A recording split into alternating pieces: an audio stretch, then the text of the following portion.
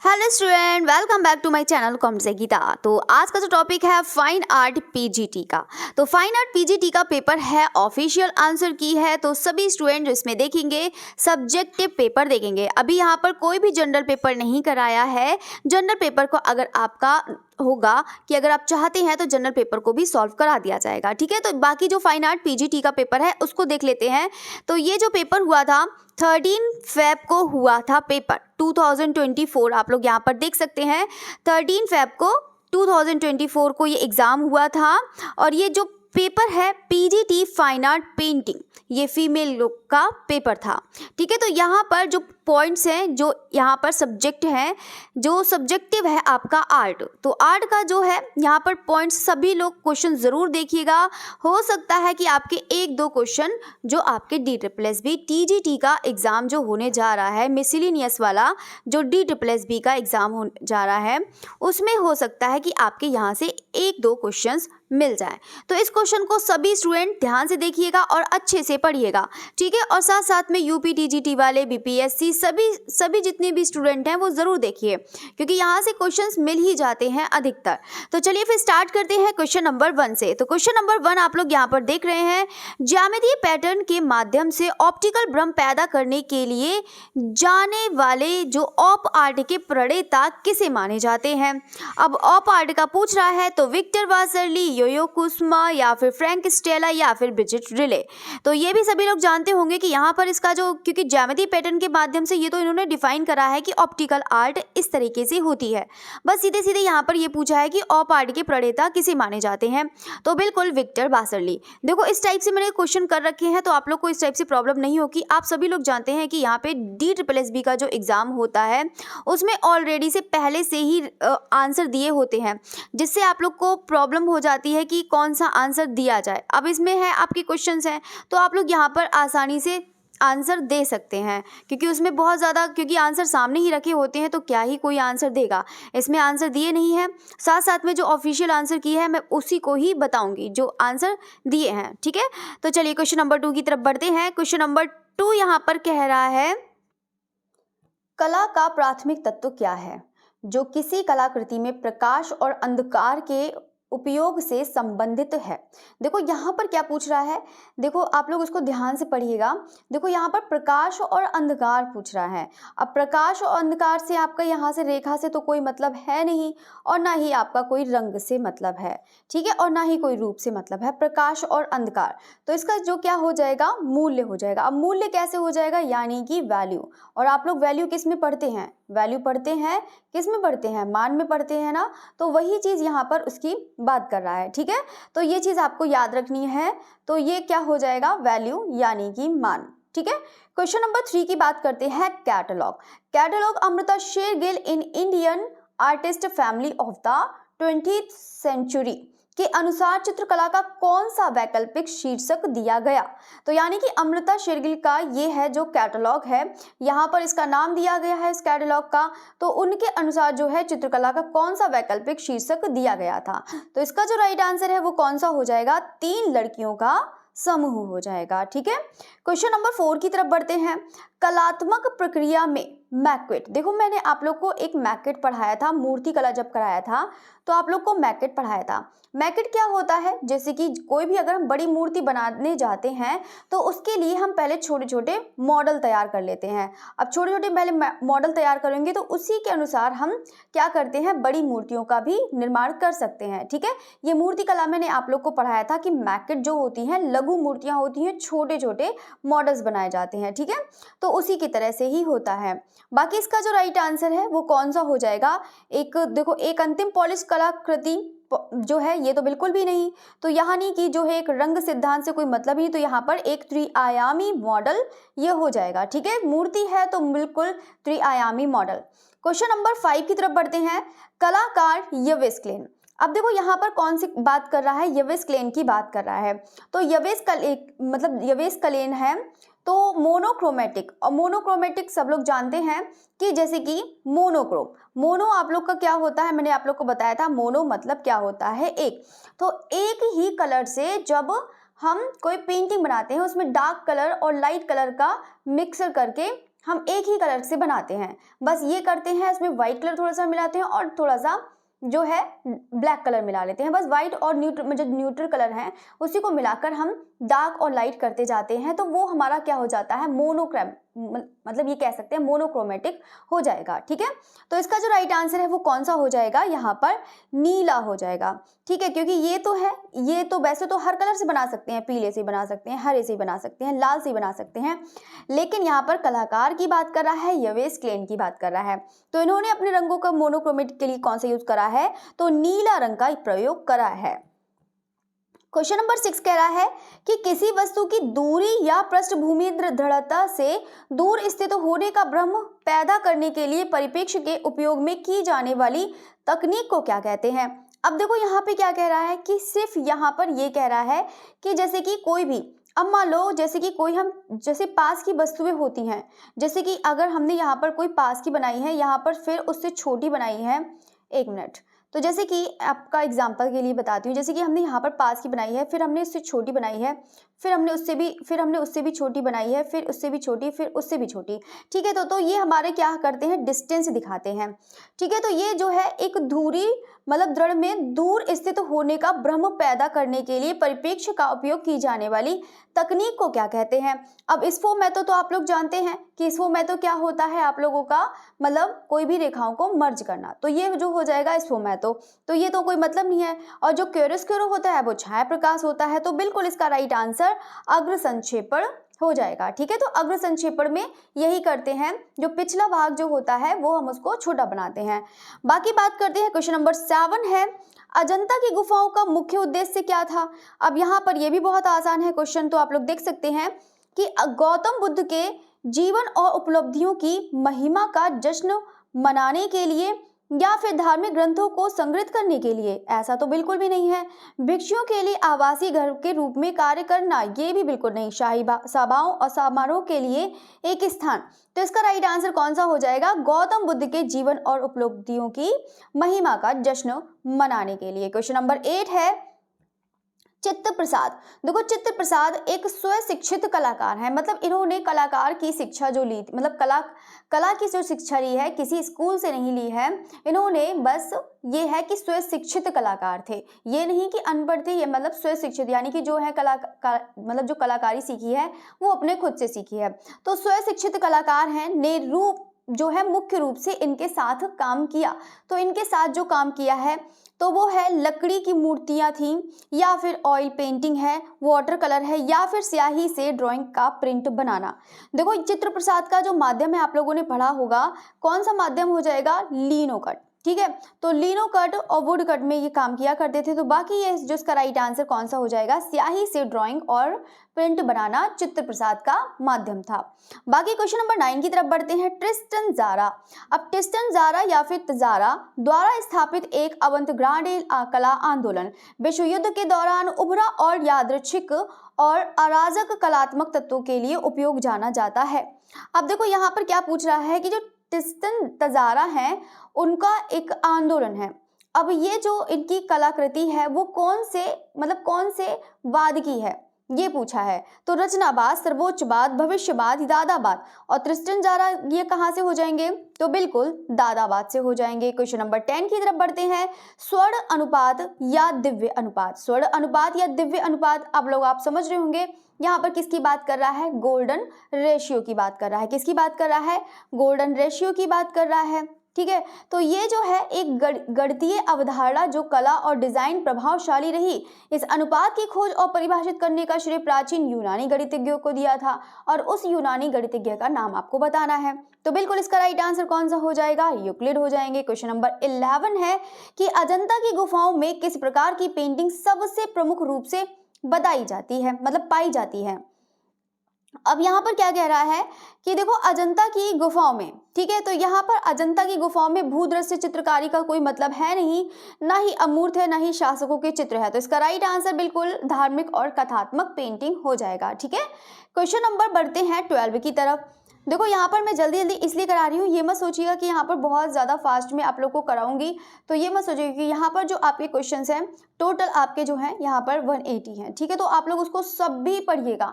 देखो यहाँ पर ये मत सोचिएगा कि आप लोग को बोर हो जाना है, पढ़ना नहीं है, ये अपने मन में कभी मत लेकर आना। जैसे ही आप लोग अपने मन में लेकर आएंगे कि इतने सारे क्वेश्चंस हैं और आप लोग बोर हो गए हैं, तो अपने ये मन में कभी लेकर ही मत आओ। बस करना है तो करना है। अगर आप लोग ने ये ठान लिया है तो आप लोग को टाइम का खुद भी पता नहीं चलेगा। ठीक है, जो आप लोग को कराती जा रही हूँ आप लोग उसको करते जाइएगा, उस चीज़ को फॉलो करते जाइएगा, आपकी प्रिपरेशन बहुत अच्छी हो जाएगी। ठीक है, तो बाकी इसीलिए मैं पेपर कराती जा रही हूँ। जो कैसा पेपर रहा है 2024 का, तो आप लोग सभी लोग उसको देखिएगा। ठीक है, तो चलिए बात करते हैं। कला में हैचिंग शब्द किसे संदर्भित करता है?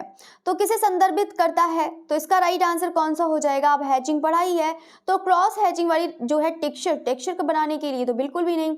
जीवंता बढ़ाने के लिए पूरक रंगों की भी बात बिल्कुल भी नहीं गई है। पेंट की मोटी परतें, ये भी बिल्कुल बात नहीं। तो रेखाओं की श्रृंखला का उपयोग करके चित्रण की तकनीक। क्वेश्चन नंबर 13 है, चुगताई को सबसे प्रसिद्ध चित्रकला विशेषकर उनके चित्रों को एक विशिष्ट विशेषता क्या है? यहाँ पे एक विशिष्ट विशेषता पूछी है। अब चुगताई का पूछा है तो सार गैर प्रतिनिधित्वात्मक रूप, ये भी बिल्कुल नहीं।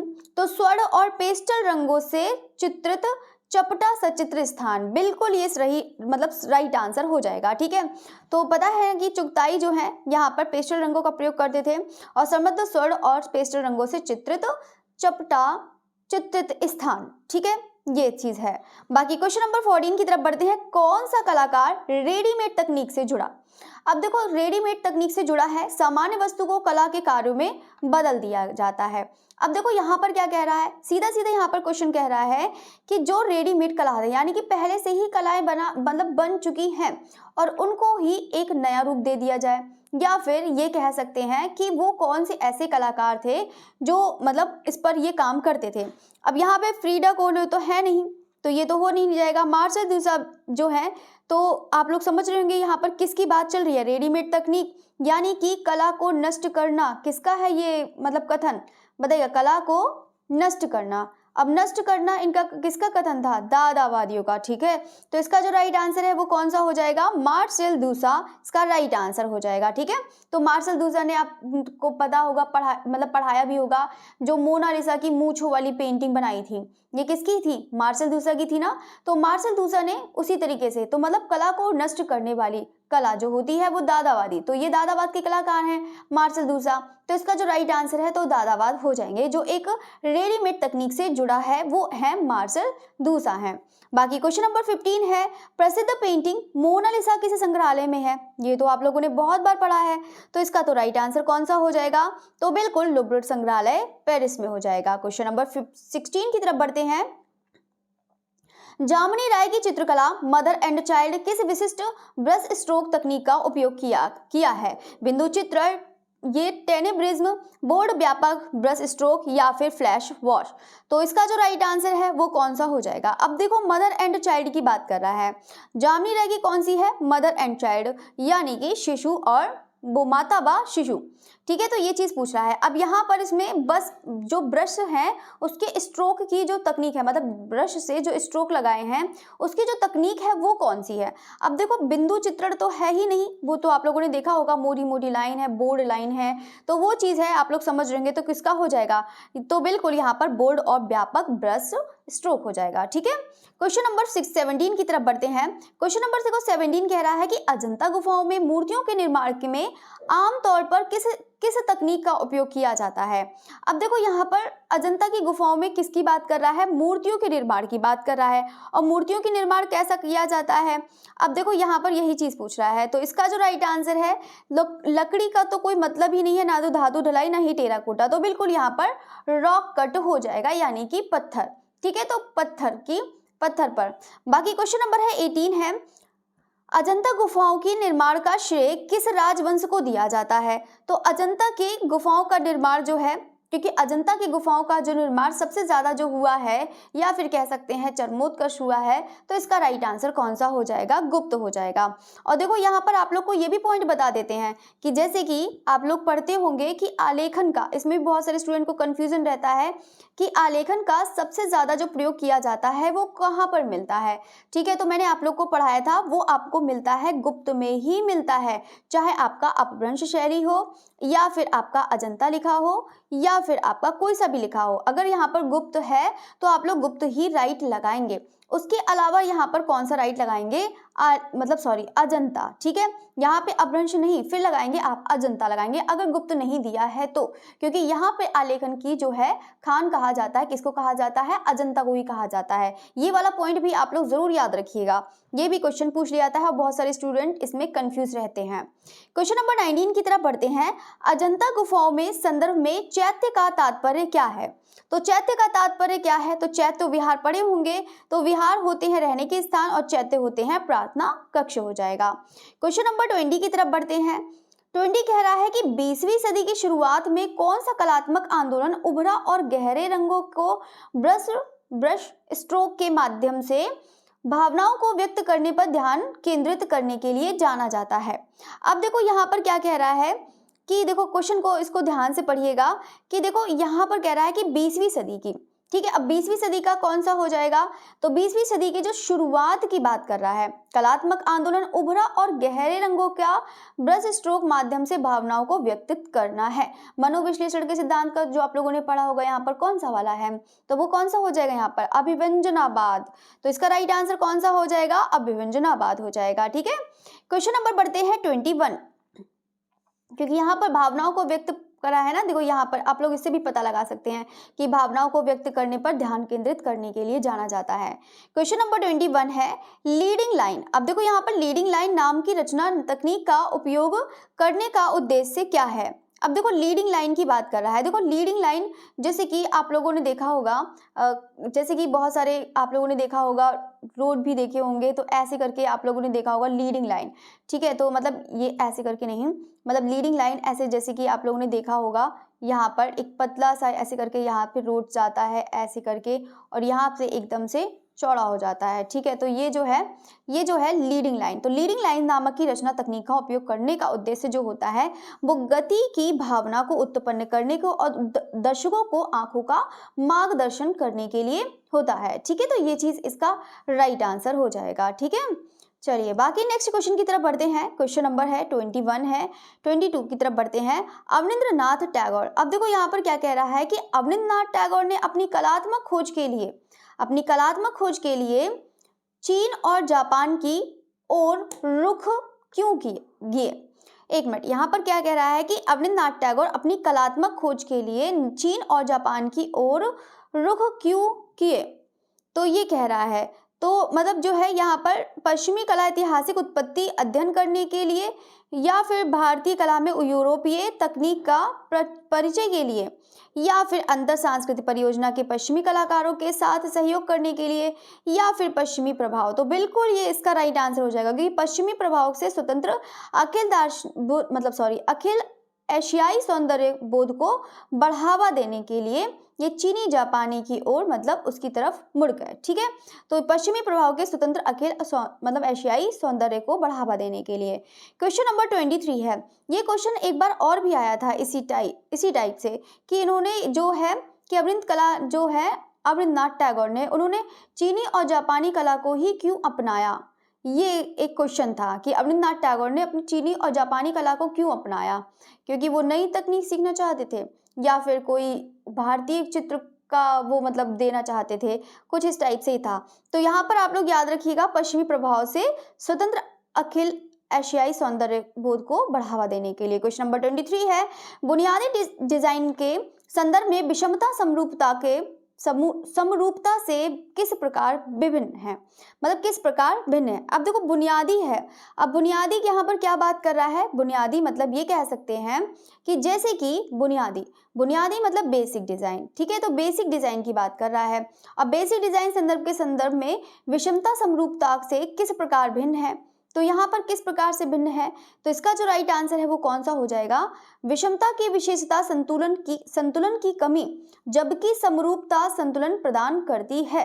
यहाँ पर ये कह रहा है, मतलब विषमता की जो है इसका राइट आंसर यही वाला हो जाएगा। अब क्यों हो जाएगा, क्योंकि विषमता की विशेषता संतुलन की जो है कमी, जो बेसिक बाकी है, जबकि समरूपता संतुलन क्या है प्रदान करती है। ठीक है, यानी कि मतलब ये कह सकते हैं समानता समरूपता, यानी कि जैसे कि कोई भी ये लाइन है और बाकी ये जो है, ठीक है, तो ये चीज़ ऐसे करके कह सकते हैं जो बुनियादी बेसिक डिज़ाइन के संदर्भ में विषमता समरूपता से किस प्रकार भिन्न है, ठीक है। तो यहाँ पर इस क्वेश्चन नंबर 24 है, किसे अक्सर बंगाल स्कूल ऑफ आर्ट के संस्थापक माना जाता है।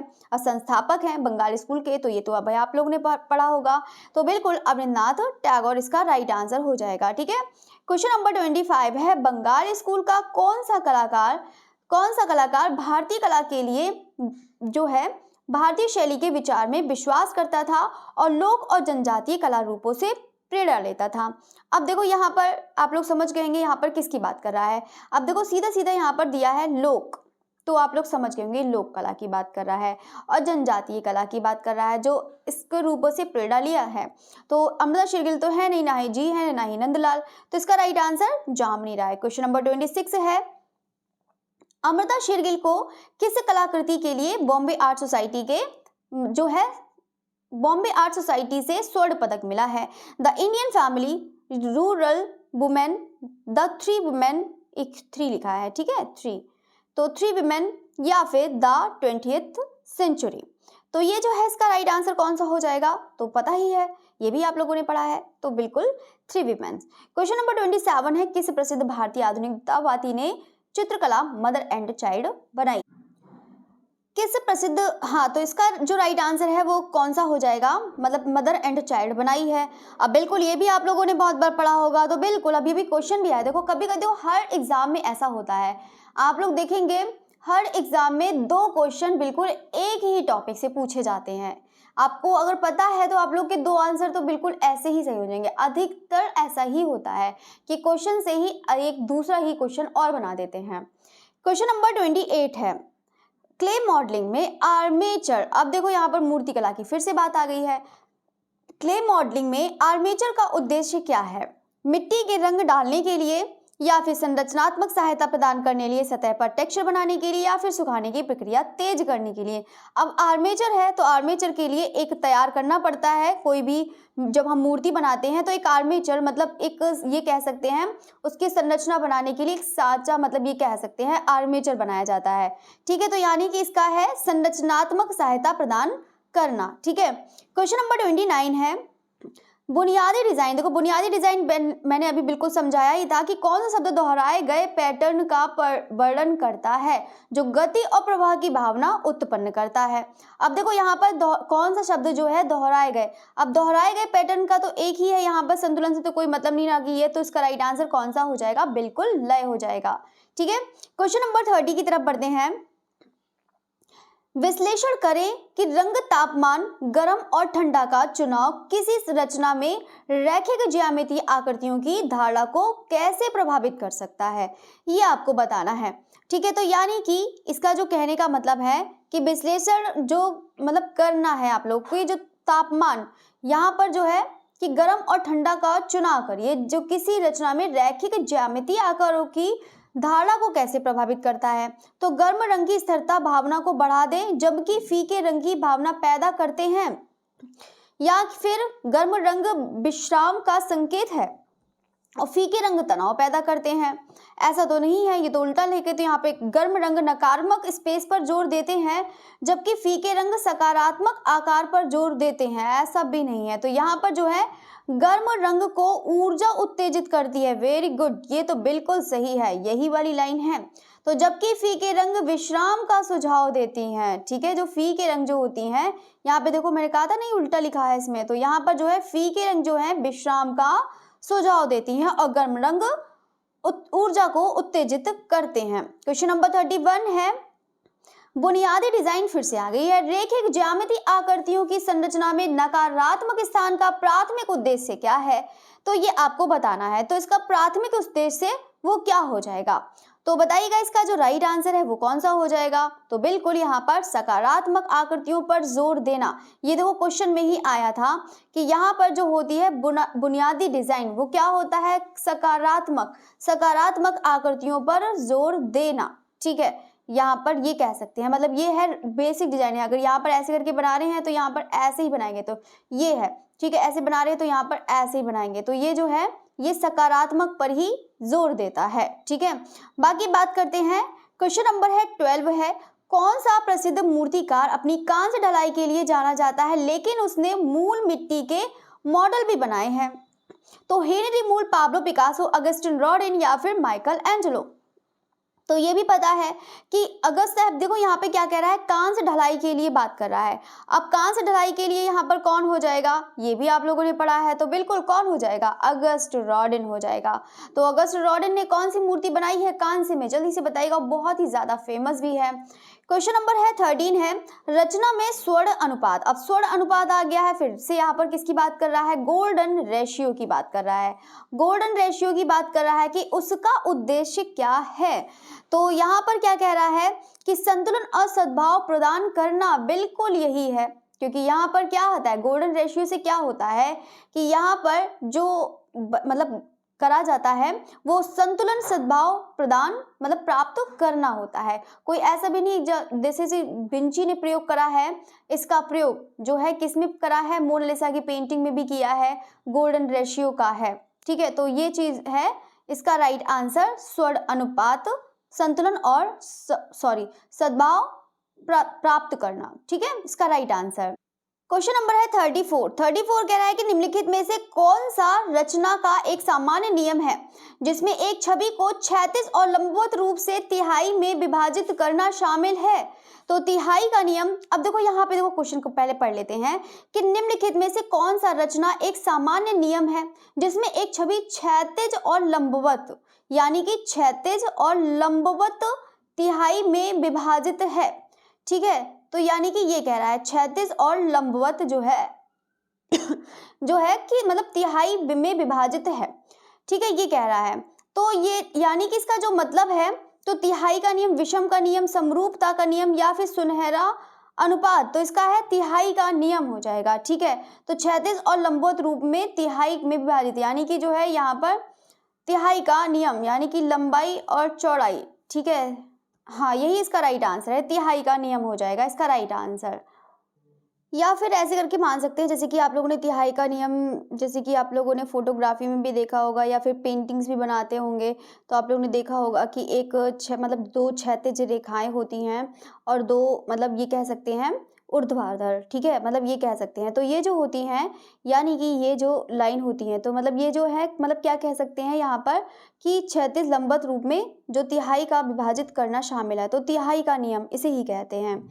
क्वेश्चन नंबर है 35 है, गगनेन्द्र टैगोर के जादूगर। अब देखो जादूगर है, मैजिशियन है, ये भी आप लोगों ने पढ़ा होगा। मैजिशियन चित्रकला में कौन सी विशिष्ट विशेषता को उनके क्यूबिस्ट चरण की विशेषता दर्शाती है। तो इसका जो राइट आंसर है वो कौन सा हो जाएगा, तो बिल्कुल यहाँ पर ये भी पढ़ा होगा। तो यहाँ पर क्या कह रहा है कि वस्तु शिल्प रूपों के साथ आकृतियों का संयोजन, क्योंकि यहाँ पर है जीवंत रंगों का प्रयोग तो किया ही नहीं है और ना ही यहाँ पर चित्र पर जोर देता है, प्रकृति में यथार्थवाद बिल्कुल भी नहीं है। बाकी इसका वास्तुशिल्प रूपों के साथ आकृतियों का संयोजन। क्वेश्चन नंबर 36 है, ग्लेज लगाने से पहले मिट्टी को सख्त करने के लिए उसे कम तापमान पर जलाने की प्रक्रिया को कहा जाता है। अब देखो यहाँ पर क्या कह रहा है, ग्लेज मतलब जैसे कि कोई मिट्टी की मूर्ति बनाते हैं और मिट्टी की मूर्ति लगाने से मतलब ग्लेजिंग लगाने से, अब ग्लेजिंग तो उसको बिल्कुल लास्ट में दिखाते हैं। ग्लेजिंग क्या होती है, जैसे कि कोई भी चमक लाने के लिए ग्लेज, यानी कि कोई जैसे कि मौर्य काल में ही आप लोगों ने देखा ऑब्दार पॉलिश देखा हो, तो ग्लेज लगाने से पहले ही मिट्टी को सख्त करने के लिए, और मिट्टी को सख्त करने के लिए यहाँ पर क्या करते हैं, तो इसका राइट आंसर आप लोगों ने देखा होगा वो वाला बिस्किट फायरिंग। ठीक है, बिस्किट फायरिंग जो आप लोगों ने पढ़ा होगा किसमें, सेरेमिक में पढ़ा होगा। तो सेरेमिक में जब आप लोग पढ़ते हैं तो क्या होता है, सेरेमिक बिस्किट फायरिंग। तो यहाँ पर इसका जो राइट आंसर है वो कौन सा हो जाएगा, विस्क ज्वलन इसका राइट आंसर हो जाएगा। ठीक है, क्वेश्चन नंबर बढ़ते हैं 37 है, बुनियादी डिजाइन का संदर्भ में एक वक्र आकृतियों तो जो है तुलना में कोणीय और ज्यामितीय आकृतियों के उपयोग के मनोवैज्ञानिक प्रभाव पर चर्चा करें। अब यहाँ पर इसका राइट आंसर कौन सा देना है, तो यहाँ पर देखो क्या कह रहा है, यहाँ पर 3 ही ऑप्शन आए हैं, चलो 3 ही में से आंसर दीजिएगा कि 3 ही ज्यादा, बाकी आप लोग 4 ऑप्शन देखना चाहते हैं तो ये चौथा ऑप्शन है। ठीक है, बाकी नेक्स्ट बढ़ते हैं इस क्वेश्चन को, बुनियादी डिजाइन बेसिक डिजाइन की बात कर रहा है, तो संदर्भ में वक्र आकृतियों की तुलना में कोणीय ज्यामिति आकृतियों के उपयोग में मनोवैज्ञानिक प्रभाव पर चर्चा करें। तो यहाँ पे इसका जो राइट आंसर है वो यहाँ पर ये वाला, कोणीय आकृति गतिशीलता और ऊर्जा उत्पन्न करती हैं, जबकि वक्र आकृतियां तरल और शांति का संकेत देती हैं। ठीक है, यहाँ पर जो है क्या पूछ रहा है कि मनोवैज्ञानिक प्रभाव पर चलना, मतलब क्या प्रभाव करती हैं। जो कोणीय रेखाएं जो होती हैं वो क्या है, गतिशीलता और ऊर्जा उत्पन्न करती हैं, और जबकि वक्र आकृतियां तरलता और शांति का संकेत देती हैं। वैसे तो यहाँ पर जो लिखा हुआ है देखो, अब यहाँ पे देखो कोणीय रेखाएं शांति तो नहीं दर्शाती हैं, ये तो पहले से गलत हो गया। कोणीय आकृतियां स्थिरता का संकेत देती हैं, स्थिरता का तो देती ही नहीं थी, क्योंकि ये जो है यहाँ पर कौन सी देती हैं, रेखाएं। अब रेखाएं से क्वेश्चन पूछा गया, देखो कितना घुमा के क्वेश्चन पूछा गया। रेखाएं क्षैतिज रेखाएं जो होती है, ये सॉरी क्षैतिज कह रही हूँ, लंबवत रेखाएं, ठीक है, यानी कि वर्टिकल वाली। तो वर्टिकल रेखाएं की बात कर रहा है तो ये भी नहीं होगा, और शांति यहाँ पर क्षैतिज वाली हो जाएगा। तो वैसे भी यहाँ पर इसके बाद आता है कोणीय आकृतियां गतिशीलता और ऊर्जा उत्पन्न करती हैं। जैसे कि ऊर्जा उत्पन्न, बस आप लोग को पता होना चाहिए कि जो कोणीय रेखाएं होती हैं, जैसे कोणीय रेखाएं होती हैं, जैसे कि यहाँ पर कोणीय रेखाएं, ठीक है, तो यहाँ पर कोणीय जो रेखाएं होती हैं वो ऊर्जा उत्पन्न करती हैं, जबकि वक्र रेखाएं जो होती हैं आकृतियां तरलता और शांति का संकेत देती हैं। जैसे कि आप लोगों ने वक्र रेखाएं देखी होंगी, जैसे कि आप लोगों ने वो देखी होगी ऐसे करके, यहाँ पर ये जो है यहाँ पर किसका, तरलता और शांति का संकेत देती हैं। ठीक है, ये कह सकते हैं। बाकी नेक्स्ट बढ़ते हैं, क्वेश्चन नंबर 4 है, कोणीय आकृतियां अराजकता का प्रतिनिधित्व करती हैं, जबकि वक्र आकृतियां व्यवस्था। ये तो उसी का ही क्वेश्चन है, मैं क्यों पढ़ रही हूँ।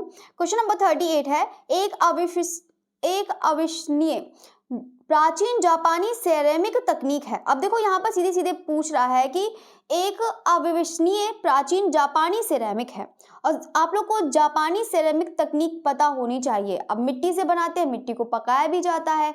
अब यहाँ पर बिस्किट फायरिंग तो होगी नहीं, क्योंकि वो यहाँ पर कौन सी हो जाएगी, वो इंडियन वाली, वो भारतीय है।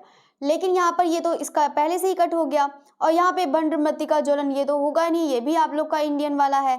तो यहाँ पर कौन सा हो जाएगा, राकू ज्वलन, तो राकू फायरिंग।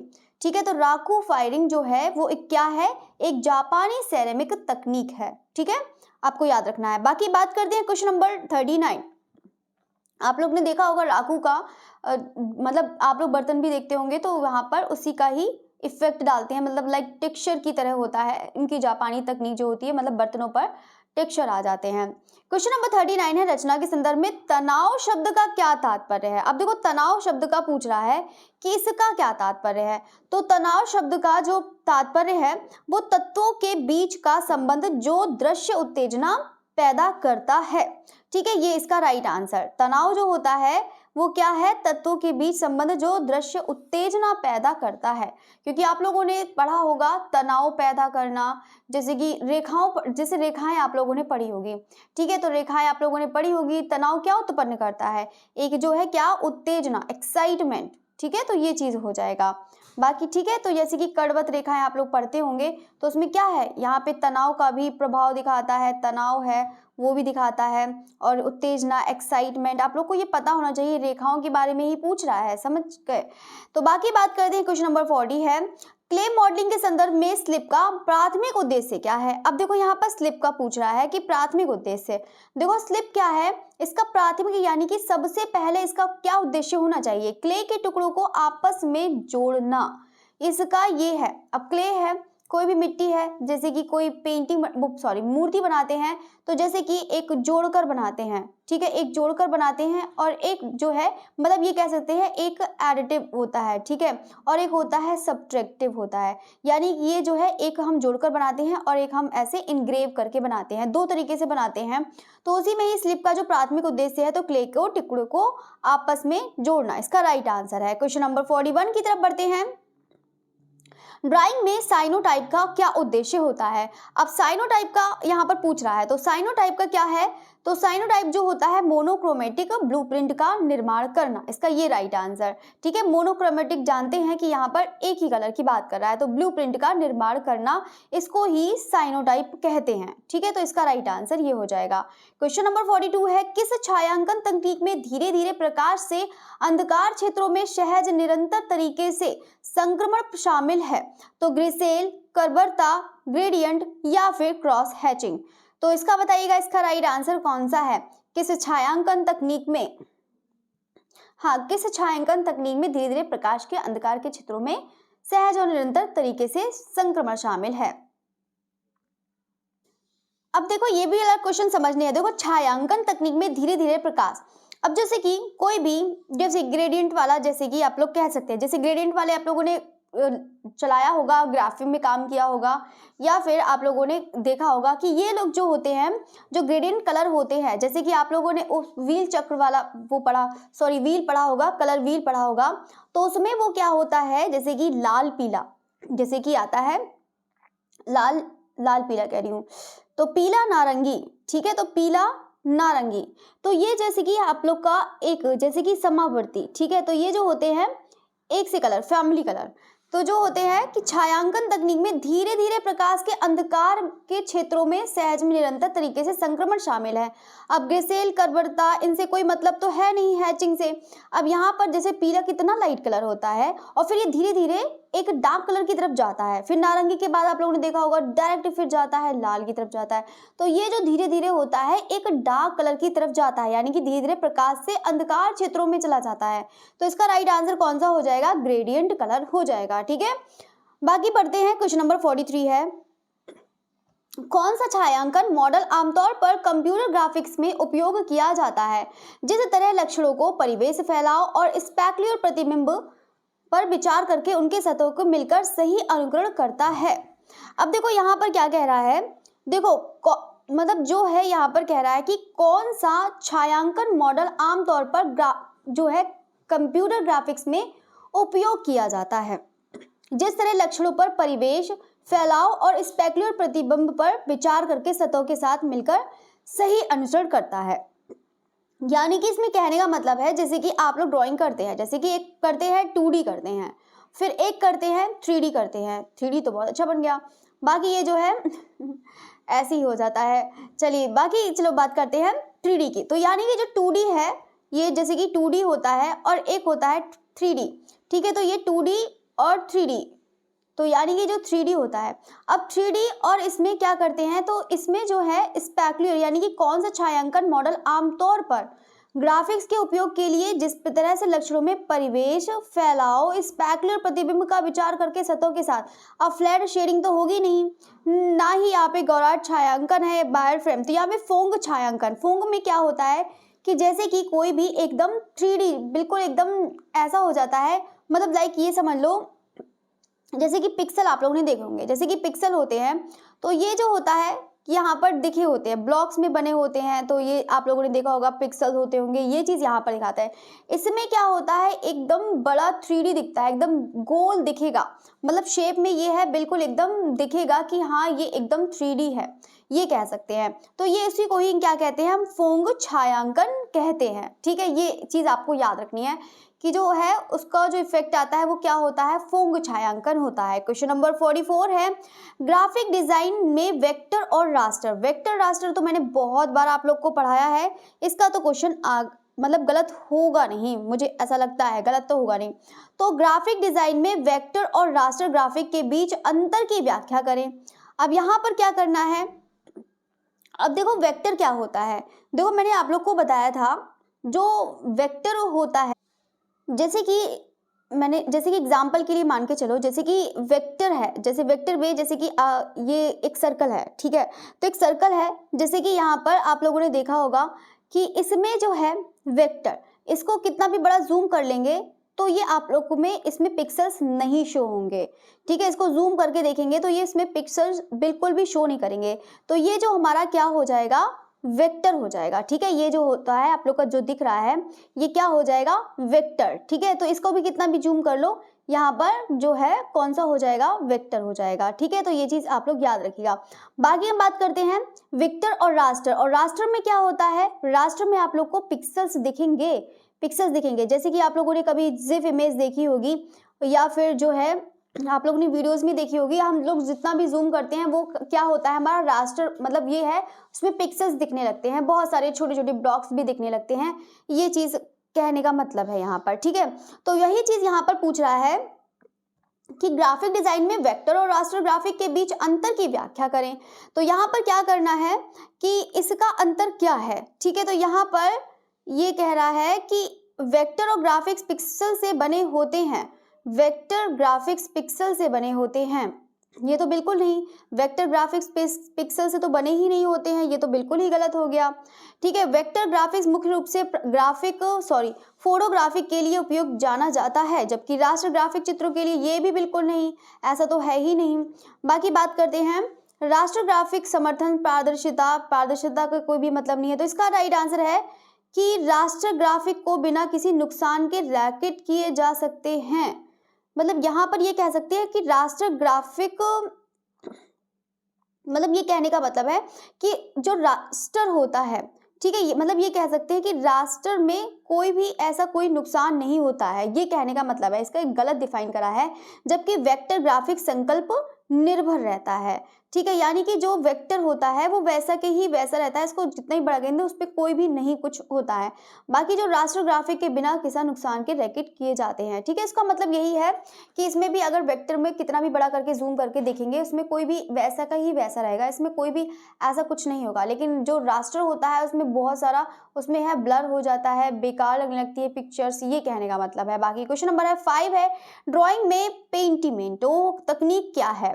तो पेंटिमेंटो जो तकनीक है वो क्या हो जाएगा, तो वो हो जाएगा आपका इसका राइट आंसर। तो बिल्कुल यहाँ पर हाँ, तो इसका राइट आंसर कौन सा हो जाएगा, कला के किसी कार्य में पहले के चित्रों या परिवर्तनों के दृश्यमान निशान, ये होगा पेंटिमेंटो।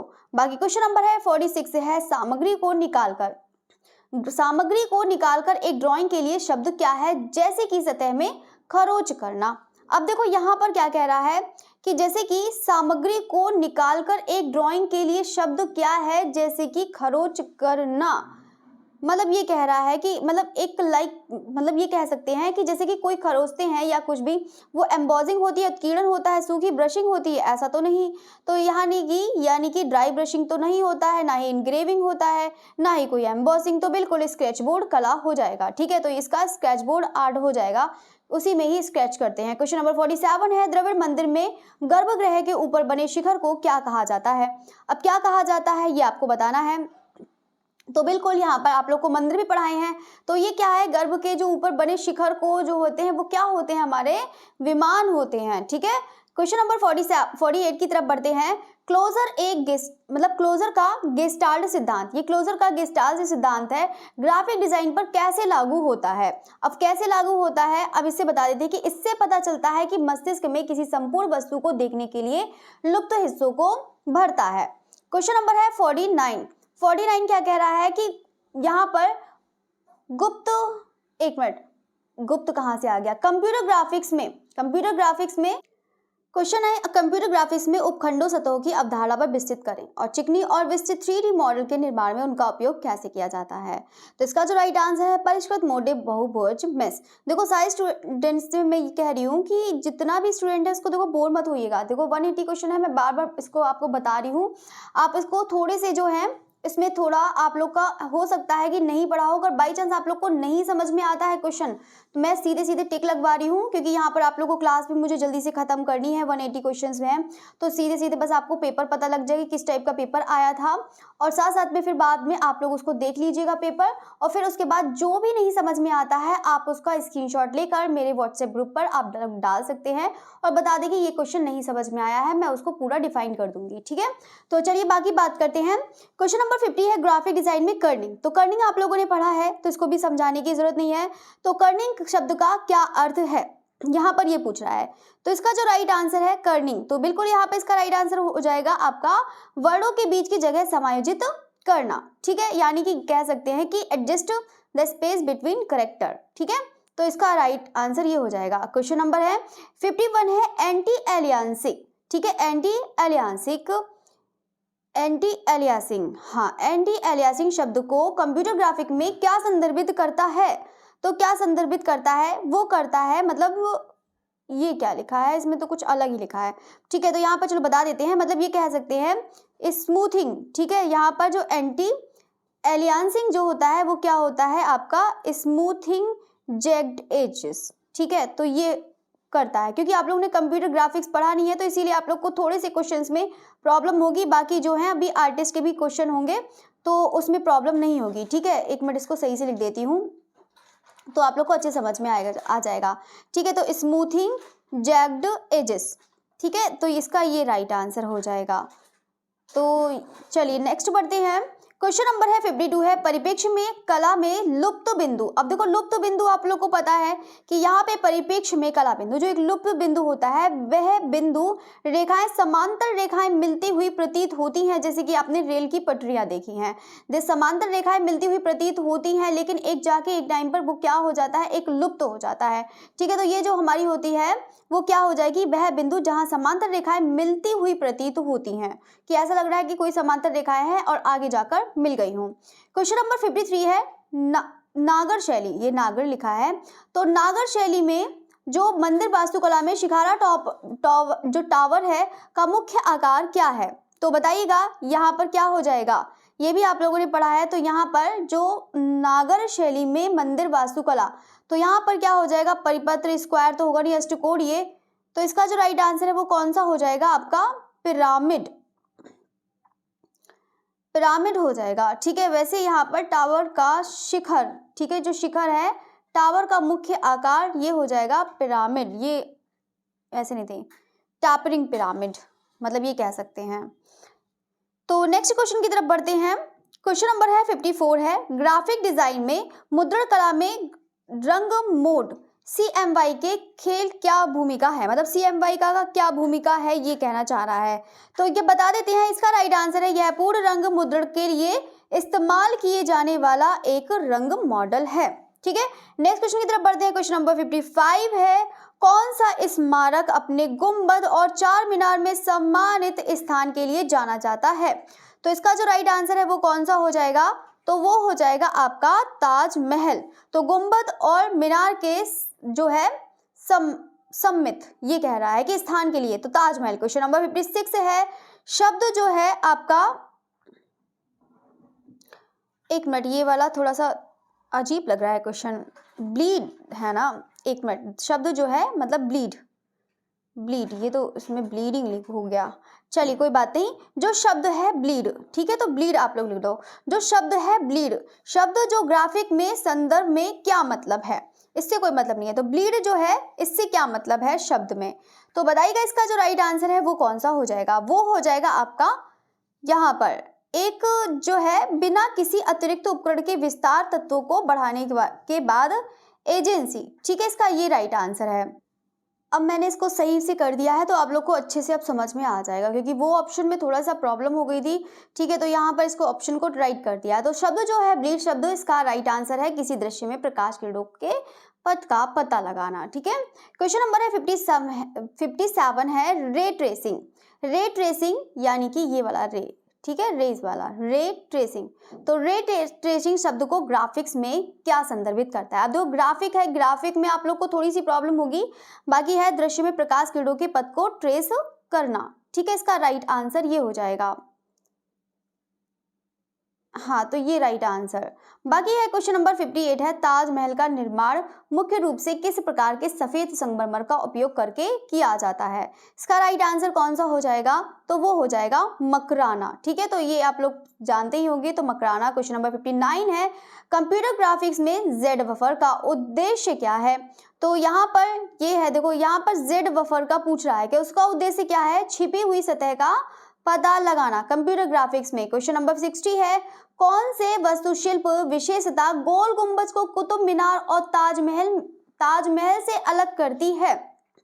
अब देखो यहाँ पर क्या पूछ रहा है कि यहाँ पर जो है, एक मिनट, ये क्वेश्चन ही ऐसे ही आया था, तो जो कौन सी वास्तुशिल्प जो है विशेषता गोल गुंबज को कुतुब मीनार और ताजमहल से अलग करती है, तो यहाँ पे फुसफुसाहट गैलरी। अब ये पता नहीं कि यहाँ पर इन्होंने ऐसा करके क्यों दिया है फुसफुसाहट गैलरी, बाकी चलिए इसके बारे में देख लेते हैं। क्वेश्चन नंबर 61 है, प्रसिद्ध पशुपति मुहर। देखो पशुपति मुहर है, आप लोगों ने इसको बात पढ़ा हुई होगा, तो पशुपति मुहर किस प्राचीन सभ्यता से? अब देखो यहाँ पर सभ्यता ही लिखी है तो यहाँ पर हड़प्पा। क्वेश्चन नंबर 62 है 1960 में कौन सा कला आंदोलन उभरा जिसमें सरल ज्यामिति आकृति है? देखो यहाँ पर देखो हड़प्पा, ये मत सोचना कि यहाँ पर दे दिया है कि हाँ बच्चे सोचे कि अरे मोहनजोदड़ो से है तो यहाँ पे हड़प्पा है। देखो हड़प्पा एक क्या है, सभ्यता, एक सैंधव सभ्यता का नाम है हड़प्पा सभ्यता, उसे कहा जाता है। ठीक है, क्वेश्चन नंबर है 62 है 1960 में कौन कला आंदोलन उभरा जिसमें सरल ज्यामिति आकृतियों और कलाकृति के पीछे बौद्धिक अवधारणा पर ध्यान केंद्रित किया गया है? ठीक है, तो इसका राइट आंसर कौन सा हो जाएगा? अति सूक्ष्म बात हो जाएगा। क्वेश्चन नंबर 63 है ना, 63 कौन सी पहाड़ी शैली पर अपने रंगों के साहसिक उपयोग, जटिल विवरणों और अक्सर राधा और कृष्ण के दिव्य प्रेम संबंधी विषयों को प्रदर्शित करने के लिए जानी जाती है? देखो अब सभी स्टूडेंट पूछते हैं ना कि देखो मैम कि क्या है, टफ क्वेश्चन करा दे। देखो मैं आप लोग को मॉक टेस्ट में जो करा रही हूँ वो अभी इजी इसलिए करा रही हूँ कि ताकि आप लोग जो को जिसका भी डाउट है कम से कम उसको क्लियर करें। अभी आपके एग्जाम में वैसे भी टाइम है तो आराम से मुश्किल से 20-25 दिन में पूरा कंप्लीट हो जाएगा। ठीक है, तो उसको जो है इजी क्वेश्चन वाले पहले करो, बाकी रही बात हार्ड की तो आप लोग को हार्ड क्वेश्चन भी करा देंगे। ठीक है, और वैसे भी टीजीटी की अगर आप प्रिपरेशन कर रहे हैं तो इतने ज़्यादा हार्ड क्वेश्चन नहीं आएगा। बाकी DDPLSB का जो है उसके मैं अलग पेपर बनाऊंगी और हर संडे कराया करूंगी। ठीक है, बाकी आप लोग टेंशन मत लीजिएगा, आप लोग को जो भी कराएंगे बेस्ट कराएंगे, बस जिस तरीके से मैं है उस तरीके से तैयारी करिए। देखो ज़्यादा भागो मत, कोई फायदा नहीं मिलेगा, नहीं तो भागने के चक्कर में तो फिर भागते ही रह जाएंगे। जो मैं आपको करा रही हूँ बिल्कुल सीक्वेंस से करा रही हूँ, सिस्टमेटिक से करा रही हूँ, इसीलिए बीच में कोई भी ऐसा वो है कि आप लोग उस तरीके से तैयारी करें तो ज़्यादा बेस्ट रहेगा। बाकी बात करते हैं, हाँ तो ये है, तो बिल्कुल इसका जो राइट आंसर है तो बिल्कुल यहाँ पर कौन सा हो जाएगा? कांगड़ा शैली हो जाएगा। क्वेश्चन नंबर 64 है विच एंशिएंट, ठीक है, विच ancient civilization is renowned for its intricate pottery featuring black figure and red figure techniques। देखो इसमें कहने का मतलब ये है कि एंशिएंट सिविलाइजेशन यानी कि कौन सी ऐसी प्राचीन सभ्यता है, यानी कि कौन सी ऐसी प्राचीन सभ्यता को जाना जाता है। विच एंशिएंट सिविलाइज्ड इन रिनोन्ड, यानी कि कौन सी ऐसी प्राचीन सभ्यता है फॉर इट्स इंटरेक्ट जो है intricate pottery feature black figure and red figure techniques. तो यानी कि कौन सी ऐसी प्राचीन सभ्यता है जो मतलब लाल जो है आकृति वाली जो है टेक्निक, ठीक है, लाल आकृति वाली जो टेक्निक है और जो काली वाली है, ठीक है, तो इसके लिए कौन सी जानी जाती है? मतलब ये है कि लाल आकृति जो है मिट्टी के बर्तनों की बात कर रहा है कि लाल आकृति वाली, और जो है काली बर्तन तो आप लोगों ने देखा ही होगा। तो यहाँ पर वही चीज़ पूछ रहा है कि कौन सा है ऐसी सभ्यता। और ग्रीक, मेसोपोटामिया, इजिप्ट, रोमन, ये तो तुरंत ही बता देंगे। तो इसका राइट आंसर कौन सा हो जाएगा? तो बिल्कुल यहाँ पर कौन सा हो जाएगा? ग्रीक हो जाएगा। ये मत सोचिएगा मेसोपोटामिया, ठीक है। तो अगर हड़प्पा हो तो हड़प्पा की एक बार होती। तो यहाँ पर क्या कह रहा है कि यहाँ पर कौन सी ऐसी प्राचीन सभ्यता है जो काली आकृति और कौन सी ब्लैक वाली मतलब काली आकृति और लाल आकृति, मैं कह रही हूँ काली और ब्लैक, तो काली आकृति और लाल आकृति वाली जो है मिट्टी के बर्तनों के लिए जानी जाती है, वो हो जाएगा ग्रीक हो जाएगा, यानी कि यूनान। ठीक है, तो इसका राइट आंसर क्वेश्चन नंबर है 65 है हड़प्पा और मोहनजोदड़ो शहरों सहित सिंधु घाटी सभ्यता किस काल में फली फूली? तो बताइएगा किस काल में फली फूली है? तो यहाँ पर कांस्य युग हो जाएगा। ठीक है, नेक्स्ट क्वेश्चन की तरफ बढ़ते हैं। क्वेश्चन नंबर 66 है अमूर्त अभिव्यक्तिवादी आंदोलन के अग्रणी व्यक्ति कौन थे जो अपने ड्रिप पेंटिंग तकनीक के लिए जाने जाते थे? तो वो है दो, यहाँ पर क्या कह रहा है कि ड्रिप पेंटिंग, यानी कि जो ड्रिप पेंटिंग आप लोग समझ रहे हैं, जो टपकाने वाली होती है या फिर कोई छींटे मारने वाली होती है, तो वही चीज़ की बात कर रहा है। तो यहाँ पर कौन है? एक्शन पेंटिंग, तो जी बिल्कुल जैक्सन पोलॉक। क्वेश्चन नंबर है 67 है बसोहली चित्रकला शैली अपने विशिष्ट शैली के लिए जानी जाती है। बसोहली में गोपियों के साथ कृष्ण के चित्रण में किस विशिष्ट विशेषता पर अक्सर जोर दिया जाता है? तो किस पर जोर दिया जाता है? वो है आंखें, चेहरे एक बड़ा हिस्सा घेरे होती है, जो है आंखों से बाहर निकली हुई। आपने देखा है ना कि एकदम आंखें बनाई जाती है चेहरों से बाहर निकली हुई, बनाई जाती हैं। ठीक है, ये चीज़ है। बाकी बरोक शैली जो है, बैरोक लिखा है, चलिए बरोक शैली में प्रकाश और छाया के नाटकीय उपयोग के लिए जाने वाली, जिसे इस रूप में भी जाना जाता है। तो बिल्कुल इसका राइट आंसर कौन सा हो जाएगा? चियरेस्क्यूरो हो जाएगा, क्योंकि चियरेस्क्यूरो में कौन प्रयोग करता था? पहले तो बात करते हैं बरोक शैली में, सबसे पहले मैंने आप लोग को बताया भी था, प्रथम की अगर बात करते हैं तो यहाँ पर कौन सा हो जाएगा? कैरावेज्जियो हो जाएगा। कौन सा हो जाएगा? कैरावेज्जियो हो जाएगा। अगर हम बात करते हैं सबसे अच्छा कौन काम करता था चियरेस्क्यूरो वाला, तो जिसका नाम है रेम्ब्रांट। ये मैंने आप लोग को पढ़ाया भी था। ठीक है, तो चियरेस्क्यूरो मैंने आप लोग को बताया भी था। तो जो लाइट का इफेक्ट पड़ता है वही चीज, जो छाया और प्रकाश। क्वेश्चन नंबर है, इसे प्रसिद्ध पहाड़ी चित्रकला को पहचाने। अब इसको पहचानना है, इसका राइट आंसर कौन सा हो जाएगा?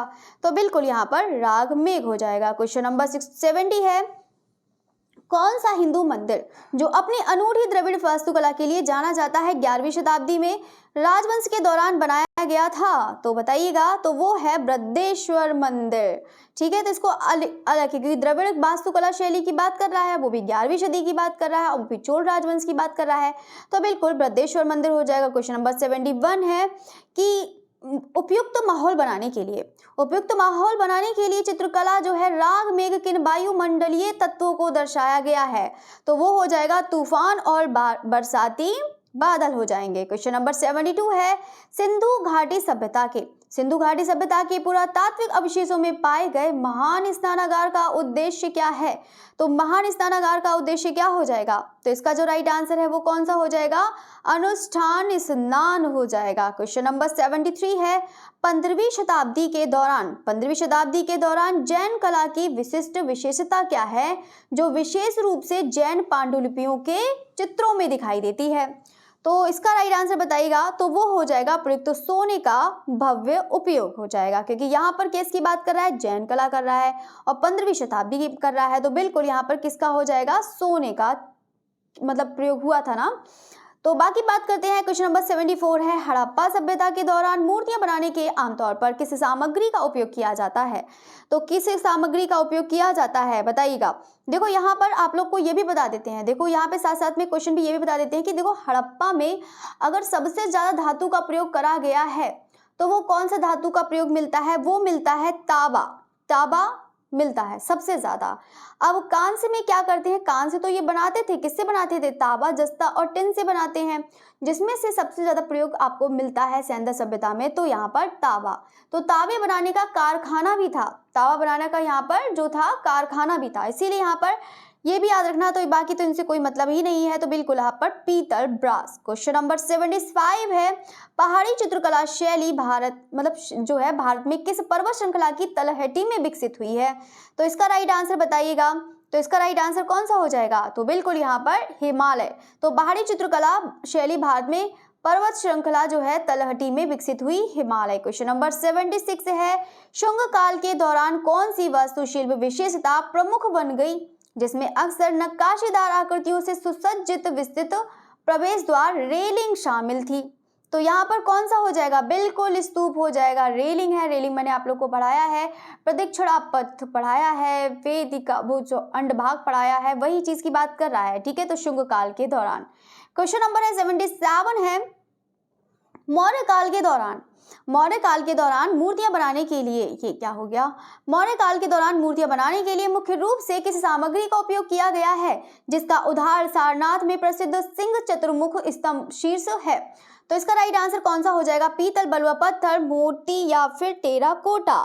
तो देखो मौर्य काल की बात कर रहा है, मौर्य काल में तो टेराकोटा, मोती, पीतल से कोई मतलब ही नहीं है, तो बिल्कुल यहाँ पर बलुआ पत्थर। क्वेश्चन नंबर 78 है, कौन सी कैमरा सेटिंग की किसी तस्वीर में क्षेत्र की गहराई निर्धारित करती है? तो वो कौन सा हो जाएगा? अपर्चर हो जाएगा। ठीक है, तो ये इसका है। अब ये वाला तो कैमरा वाला तो मैंने भी नहीं पढ़ा है। चलिए बाकी इसका आप लोग का ये आएगा भी नहीं, क्योंकि ये जो है वैसे अगर आप लोग को है, बस ये है कि हाँ ये है कि मैं उसको बता दूंगी इसको, लेकिन बाद में बता दूंगी। ठीक है, क्योंकि इसको मैं डिफाइन नहीं कर सकती हूँ, जो है ईमानदारी से मैं बताती हूँ कि जो चीज़ नहीं आती वो नहीं आती। बाकी फोटोग्राफी, बोके शब्द यहाँ पर किसी से संबंधित है, तो इसका जो राइट आंसर है वो चीज़ कौन सा हो जाएगा आपका? देखो यहाँ पर बोके की बात कर रहा है, वो है बोके जो एक शब्द है, फोटोग्राफी में बोके जो होता है एक शब्द होता है, उसका मतलब ये है किसी छवि को फोकस से बाहर वाले क्षेत्रों की सौंदर्यात्मक गुणवत्ता को दिखाना होता है। क्वेश्चन नंबर 80 है 20th सेंचुरी। तो यहाँ पर जो है 20वीं सदी की शुरुआत की एक क्रांतिकारी आंदोलन क्यूबिज्म का प्रणेता किसे माना जाता है। अब यहाँ पे 20वीं शताब्दी की बात कर रहा है और वो कौन सा है, क्यूबिज्म है। क्यूबिज्म का है जो प्रणेता है वो कौन हो जाएगा, तो बिल्कुल यहाँ पे पाब्लो पिकासो हो जाएंगे। क्वेश्चन नंबर है 81 है उत्तरी पुनर्जागरण के दौरान वुड कट तकनीक में लोकप्रिय बनाने के लिए कौन सा कलाकार जाना जाता है। तो कौन सा कलाकार जाना जाता है ये आपको बताना है। तो इसका जो राइट आंसर है वो कौन सा हो जाएगा, तो अल्बर्ट ड्यूरर हो जाएगा। कौन हो जाएगा, अल्बर्ट ड्यूरर। क्वेश्चन नंबर 82 है फोटोग्राफी में जोन सिस्टम क्या है। फोटोग्राफी में जोन सिस्टम क्या है, जो कि एक एंसल एडम द्वारा विकसित किया गया है। तो वो कौन सा हो जाएगा, तो वो हो जाएगा एक्सपोजर नियंत्रण और विकास के लिए प्रणाली। क्वेश्चन नंबर 83 है इंटाग्लियो। इंटाग्लियो आप लोगों ने पढ़ा है। तो इंटाग्लियो प्रिंट मेकिंग में ग्राउंड लगाने का क्या उद्देश्य होता है। देखो ग्राउंड मैंने आप लोग को भी बताया था कि ग्राउंड जो लगा होता है वो यहाँ पर ग्राउंड लगाते हैं। वैसे यहाँ पे तो प्लेट को जंग से बचाने के लिए यहाँ पर तो ये लिखा है, ठीक है। तो देखो यहाँ पे स्याही को प्रतिरोध बनाने के लिए इससे कोई मतलब नहीं है। यहाँ पे वैसे अभी बता देती हूँ कि इंटाग्लियो प्रिंट मेकिंग में ग्राउंड जब लगाते हैं, ग्राउंड लगाया जाता है, जैसे कि कोई भी है प्लेट होती है, आप देखो प्रिंट करेंगे या कुछ भी करेंगे तो वो क्या है, खराब हो जाएगी, तो जंग लग जाएगी, बेकार हो जाएगी, तो यहाँ पर ग्राउंड लगाया जाता है। और एक होता है वार्निश। वार्निश जो लगाया जाता है, कभी मान लो बाई चांस वार्निश का भी पूछ लिया जाता है, तो आप लोग याद रखिएगा वार्निश जो लगाते हैं वो यहाँ पर एचिंग को यानी कि अम्लांकन को रोकने के लिए वार्निश का प्रयोग करते हैं। यानी कि जहां पर हमें गहराई नहीं चाहिए, जहां पर हमें एसिड का प्रयोग नहीं चाहिए, वहां हम एक प्रकार का एक वार्निश लगाते हैं। और वार्निश लगाने के बाद वहां पर कोई भी एसिड का प्रयोग नहीं पड़ेगा, क्योंकि ऐसा तो है नहीं कि सब में पूरा गड्ढा ही कर देंगे, क्योंकि हम ड्राइंग बनाते हैं, कहीं गहराई देते हैं, कहीं पेंसिल से ही हम देखते हैं, कहीं डार्क बना देते हैं, कहीं लाइट बना देते हैं। तो ये चीज़ है, तो जैसे कि हमें कोई ज़्यादा गहराई चाहिए, अब ज़्यादा गहराई चाहिए तो उसको अच्छे से इनग्रेव कर दो, तो वो और ज़्यादा है, मतलब एचिंग करने के बाद फिर से इनग्रेव कर दो, फिर गहरा हो जाएगा, फिर इसको इनग्रेव कर दो, फिर गहरा हो जाएगा। तो अगर हमें जितनी गहराई चाहिए उसको हम उतनी बार उसका अम्लांकन करते हैं।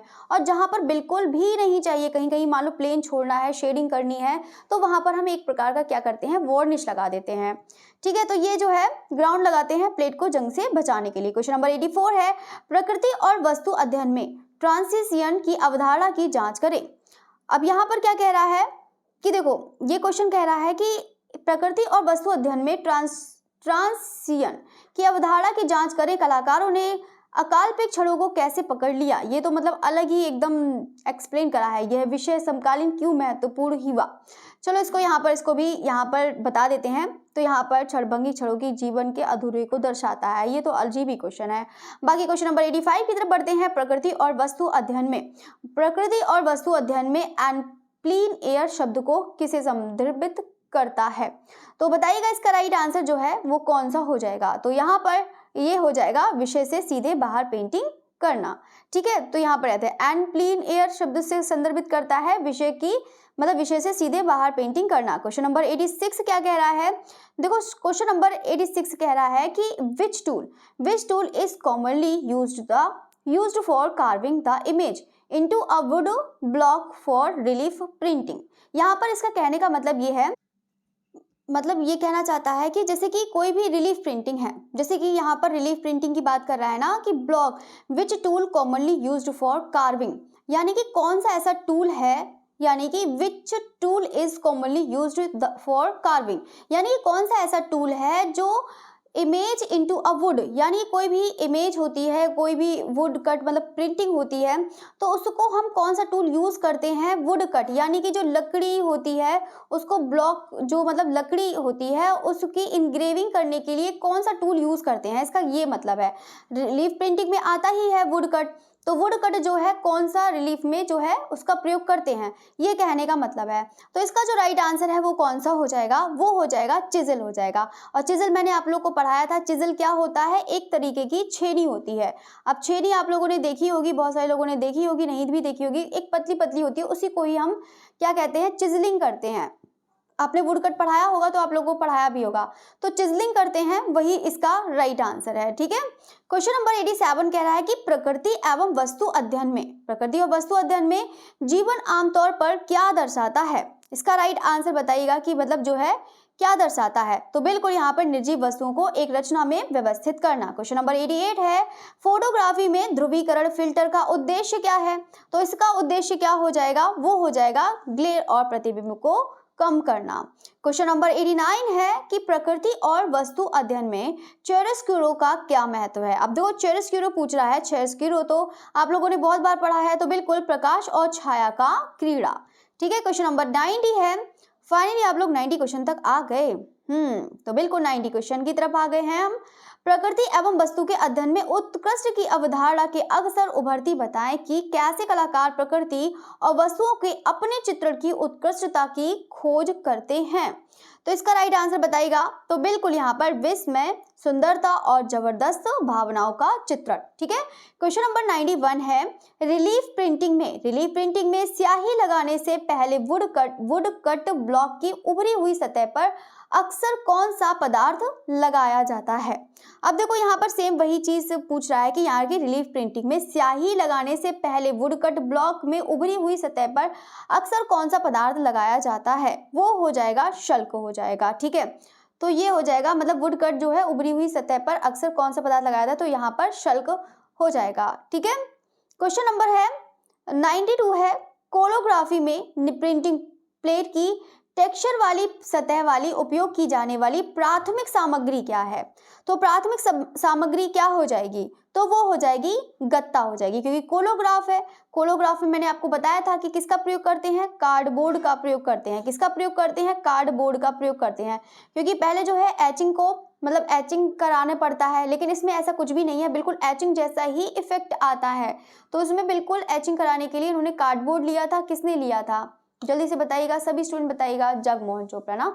तो यहाँ पर है उन्होंने ही लिया था और उसी को ही एक मतलब पदार्थ होते हैं, कोई वस्तु होती है, उसको चिपका लिया था, उसी से ही प्रिंट ले लिया था। इसका यहाँ पर गत्ते का प्रयोग किया है। बाकी क्वेश्चन नंबर है 93 है, एक लकड़ी के प्रिंट में प्राथमिक विशेषता क्या है? एक लकड़ी में, हाँ तो यहाँ पर क्या कह रहा है, एक लकड़ी में प्रिंटिंग जो है विशेषता क्या है? तो बताइएगा इसका राइट आंसर कौन सा हो जाएगा? वो हो जाएगा आपका ये भी, एक मिनट इसको सही कर देती हूँ मैं। तो ये देखो, एक लकड़ी की प्रिंट में जो प्राथमिकता, यानी कि जो एक लकड़ी का होता है जो उसमें प्रिंट करा जाता है, सबसे मतलब वुड कट प्रिंट आप लोगों ने पढ़ा होगा ना। तो वुड कट प्रिंटिंग की जो है सबसे पहला हम काम क्या करते हैं? वो हम क्या करते हैं, यानी कि अवकाश छवि, यानी कि मतलब ये तो नहीं होगा, ये तो गलत है। यहाँ पर ये कह सकते हैं उठाया छवि, मतलब ये है कि छवि को मतलब उस पर बनाते हैं, मतलब ड्राइंग करना। ठीक है, ये कह सकते हैं ड्राइंग करना, मतलब इतने हैं, पता नहीं कौन कौन से इसमें वर्ड्स हैं, अजीब ही हैं। ठीक है, तो मतलब ये कह सकते हैं रेज्ड था यहाँ पर। ठीक है, इसको यहाँ पर है रेज्ड इमेज, मतलब एक ड्राइंग करते हैं, मतलब सीधे सीधे है। प्राथमिक है, पहले क्या करते हैं हम? ड्राइंग करते हैं। अवकाश छवि से तो आपका कोई मतलब नहीं है, यहाँ पे फ्लैट छवि से कोई नहीं है, उभार छवि से कोई मतलब नहीं है, मतलब सीधे सीधे है। एक उठाया छवि मतलब कुछ भी। क्वेश्चन नंबर है 94 है, किस प्रिंट मेकिंग में चिकने क्रेयॉन और स्याही से पत्थर की सपाट पर सतह पर सीधे चित्र लगाना, मतलब चित्र बनाना शामिल है? तो इसका जो राइट आंसर है वो कौन सा हो जाएगा? लिथोग्राफी हो जाएगा। किस प्रिंटिंग मेकिंग तकनीक में चिकने क्रेयॉन और स्याही से पत्थर सपाट की तरफ सीधे चित्र बनाना शामिल है? तो लिथोग्राफ हो जाएगा। ठीक है, क्योंकि यहाँ पर क्या कर रहा है कि प्रिंट मेकिंग, अब देखो यहाँ पर पत्थर की बात कर रहा है, स्याही से पत्थर पर सपाट है, प्लेनोग्राफी है, तो बिल्कुल लिथोग्राफी। क्वेश्चन नंबर 95 है, उत्कल राम की राजा अनिरुद्ध सिंह हारा की पेंटिंग किस कला शैली से संबंधित है? ये क्वेश्चन तो बहुत आता है, और देखो अब भी क्वेश्चन आ रहा है। तो बिल्कुल इसका राइट आंसर कौन सा हो जाएगा? बूंदी शैली। और देखो सभी स्टूडेंट हैं DSSB वाले, पूरा देखो, बिल्कुल भी वो मत करना, सभी स्टूडेंट पूरी क्लास देखें, सभी स्टूडेंट उसको अच्छे से पढ़िए, बहुत इंपॉर्टेंट क्वेश्चंस हैं। जो चीज़ है ग्राफिक वाले उसको हटाइए, आप लोग का ग्राफिक नहीं आएगा DSSB में, पहले आपको बता देती हूँ।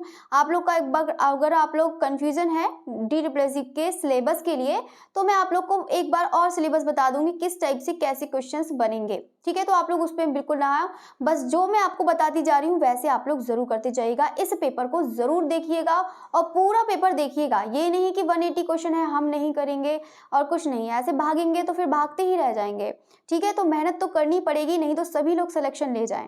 अगर ऐसा है तो सभी लोग सिलेक्शन ले जाएंगे, तो आप लोग को मेहनत करनी है, हिम्मत नहीं हारनी है, बिल्कुल बोर नहीं होना है, ठीक है। तो इसको पढ़ते जाइएगा। चलिए बाकी बात करते हैं। तो ये भी पता ही है, तो इसका जो राइट आंसर है तो कौन सा हो जाएगा, उत्कल राम बूंदी शैली। क्वेश्चन नंबर 96 है, चतुर्मुखी है। चतुर्मुखी की आप लोगों ने भी बहुत बार पढ़ा है। तो चतुर्मुखी को भारत में सर्वश्रेष्ठ अखंड स्मारकीय समकालीन मूर्तियों में से एक माना जाता है। किस सामग्री से मूर्तिकार के मुहावरे को प्रदर्शित करती है, तो बिल्कुल यहाँ पर पत्थर हो जाएगा। क्वेश्चन नंबर 97 है, वुड कट प्रिंटिंग में की ब्लॉक का उद्देश्य क्या है। अब देखो यहाँ पर की ब्लॉक पूछा है, ये मल्टी ब्लॉक जो तराशा गया पहला ब्लॉक है। वुड कट प्रिंटिंग में की ब्लॉक का उद्देश्य क्या है, यह है मल्टी। अब ये मत सोचना कि बड़ा वाला होगा, बड़ा वाला नहीं होगा, ठीक है। तो यहाँ पर यह मल्टी ब्लॉक प्रक्रिया में तराशा गया पहला ब्लॉक है। क्वेश्चन नंबर 98 है, किस एशियाई देश में वुडकट प्रिंटिंग में समृद्ध परंपरा विशेष रूप से उकियो ई प्रिंट के निर्माण में मतलब किया जाता है, मतलब ये क्या है, तो बिल्कुल यहाँ पर जापान हो जाएगा। वुड ब्लॉक है तो उकियो ए, ये भी मैंने आप लोग को पढ़ाया है, सब जितनी भी है यहाँ पे टेक्निक्स सब पढ़ाया है। तो क्वेश्चन नंबर बढ़ते हैं 99 है, प्रिंट मेकिंग में एक मुद्रण प्लेट का प्राथमिक उद्देश्य क्या है। तो एक मुद्रण प्लेट का प्राथमिक उद्देश्य क्या हो जाएगा, तो इसका जो राइट आंसर है वो कौन सा हो जाएगा, आपका ट्रांसफर, ठीक है। तो इसका राइट आंसर कि प्रिंट मेकिंग में एक मुद्रण प्लेट का जो है प्राथमिक उद्देश्य क्या है, मतलब एक को जो है कि मुद्रण प्लेट, जैसे कोई प्रिंट मेकिंग है, एक पेपर से यहाँ पर दूसरे तरीके से क्या करते हैं, ट्रांसफर तो करते हैं। मैंने आप लोग को पहले भी बताया था कि प्रिंट मेकिंग ग्राफिक जो होता है, ग्राफिक का मतलब ये है कि अगर हम किसी चीज़ को दूसरे पे ट्रांसफर करते हैं तो ये क्या हमारा कहलाता है, ग्राफिक कहलाता है, प्रिंट मेकिंग कहलाता है, ठीक है। ये चीज़ आप लोग याद रखिएगा। तो यही चीज़ है कि यहाँ पर पूछा है कि उद्देश्य क्या है, तो इसका ये क्या हो जाएगा, ट्रांसफर हो जाएगा, ठीक है। बाकी मतलब स्थानांतरण बोल सकते हैं। क्वेश्चन नंबर 100 है, देखो फाइनली आप लोग देखो 100 क्वेश्चन पर आ गए।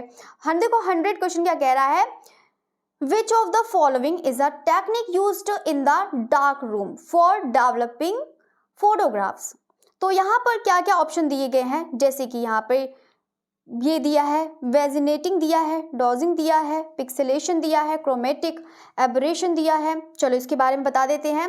इसका मतलब ये कहने का मतलब ये कह रहा है कि विच द फॉलोइंग, यानी कि इनमें से कौन सा टेक्निक यूज्ड, यानी कि कौन सी ऐसी टेक्निक मतलब यूज करी जाती है इन द डार्क रूम, जो अंधेरे कमरे में, फॉर डेवलपिंग फोटोग्राफ्स, यानी कि जो है कि कोई भी फोटोग्राफ्स की बनाने के लिए कोई अंधेरे कमरे में इसका उपयोग करा जाता है, वो तकनीक वो होती कौन सी है, ये पूछा जाता है। एक जैसे है कमरे में अंधेरा होता है, इसमें लाइट वेट नहीं होती है, तो वो पूछा जाता है कि कौन सी ऐसी जो है तकनीक जो है इसमें एक अंधेरे कमरे में तस्वीर का जो है प्रयोग किया जाता है, तो वो कौन सा होगा।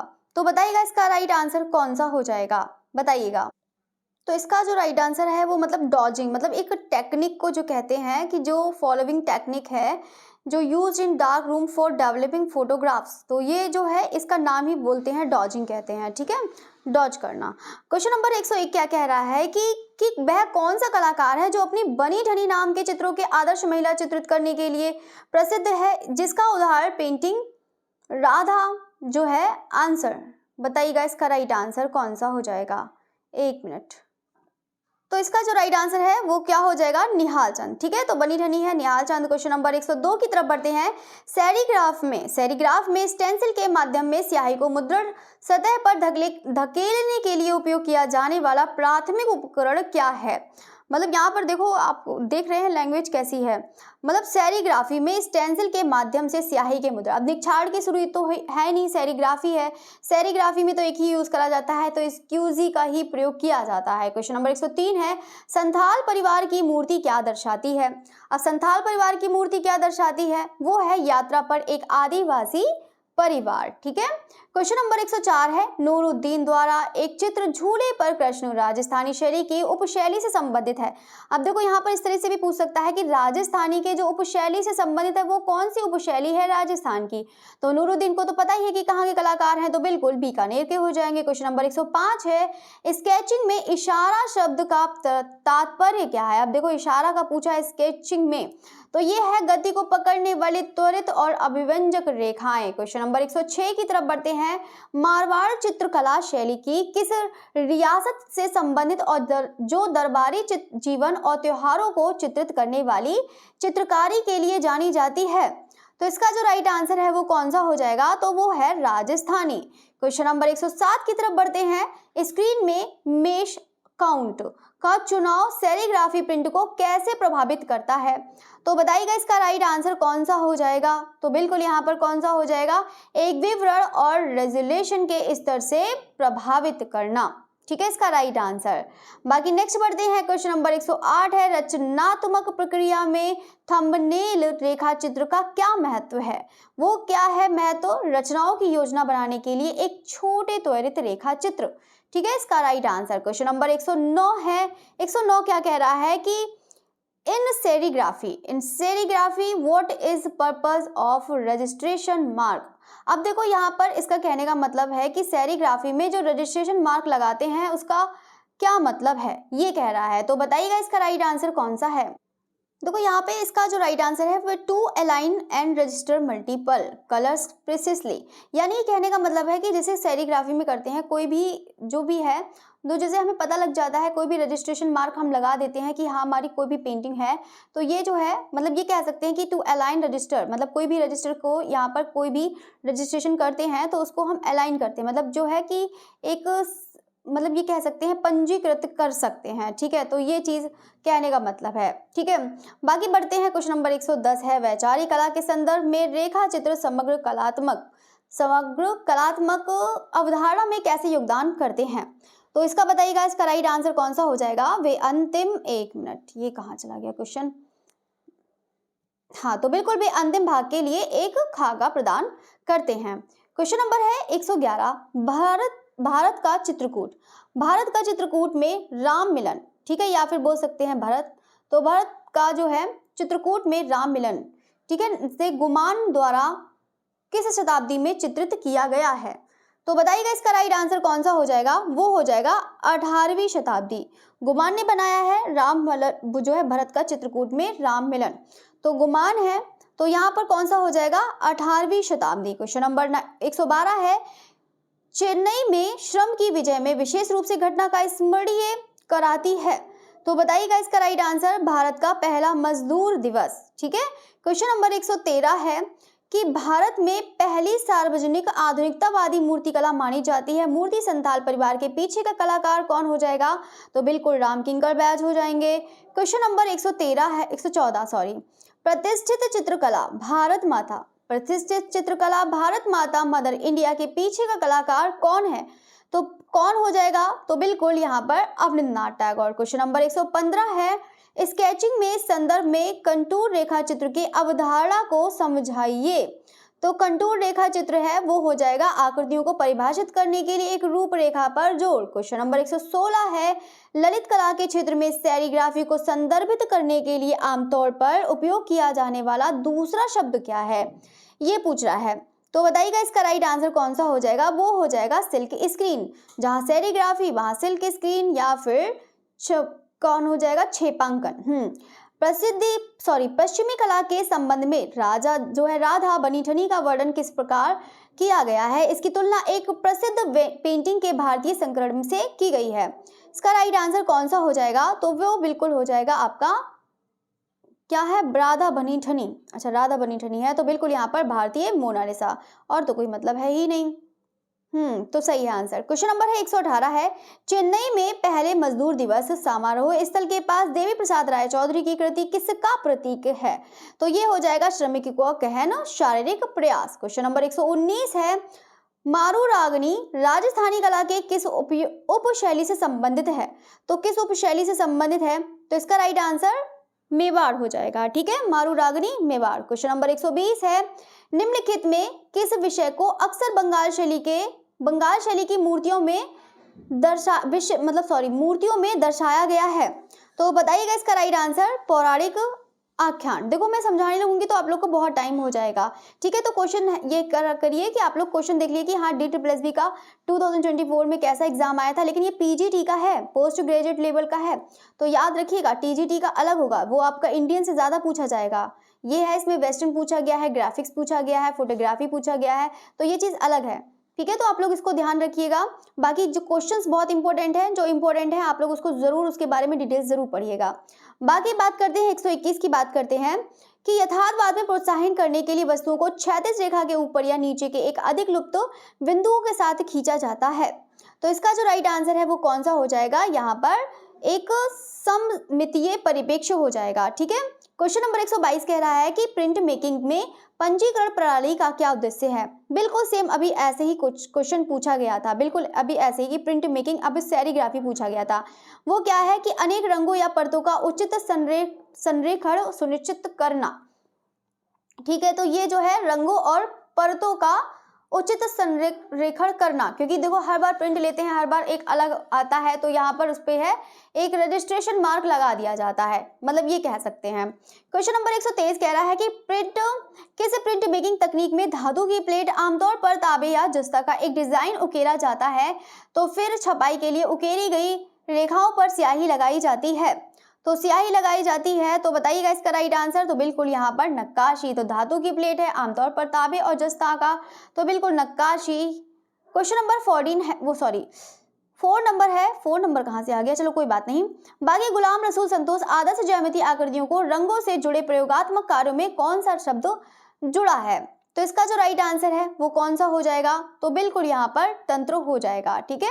क्वेश्चन नंबर बात करते हैं 125 है कि कृष्णा रेड्डी ने अपनी कलाकृति वर्लपूल की गति में भावना व्यक्त करने के लिए मुख्य रूप से कलात्मक तकनीक का उपयोग किया। तो इसका जो राइट आंसर है वो कौन सा हो जाएगा, विकर्णित रेखाएं हो जाएगा।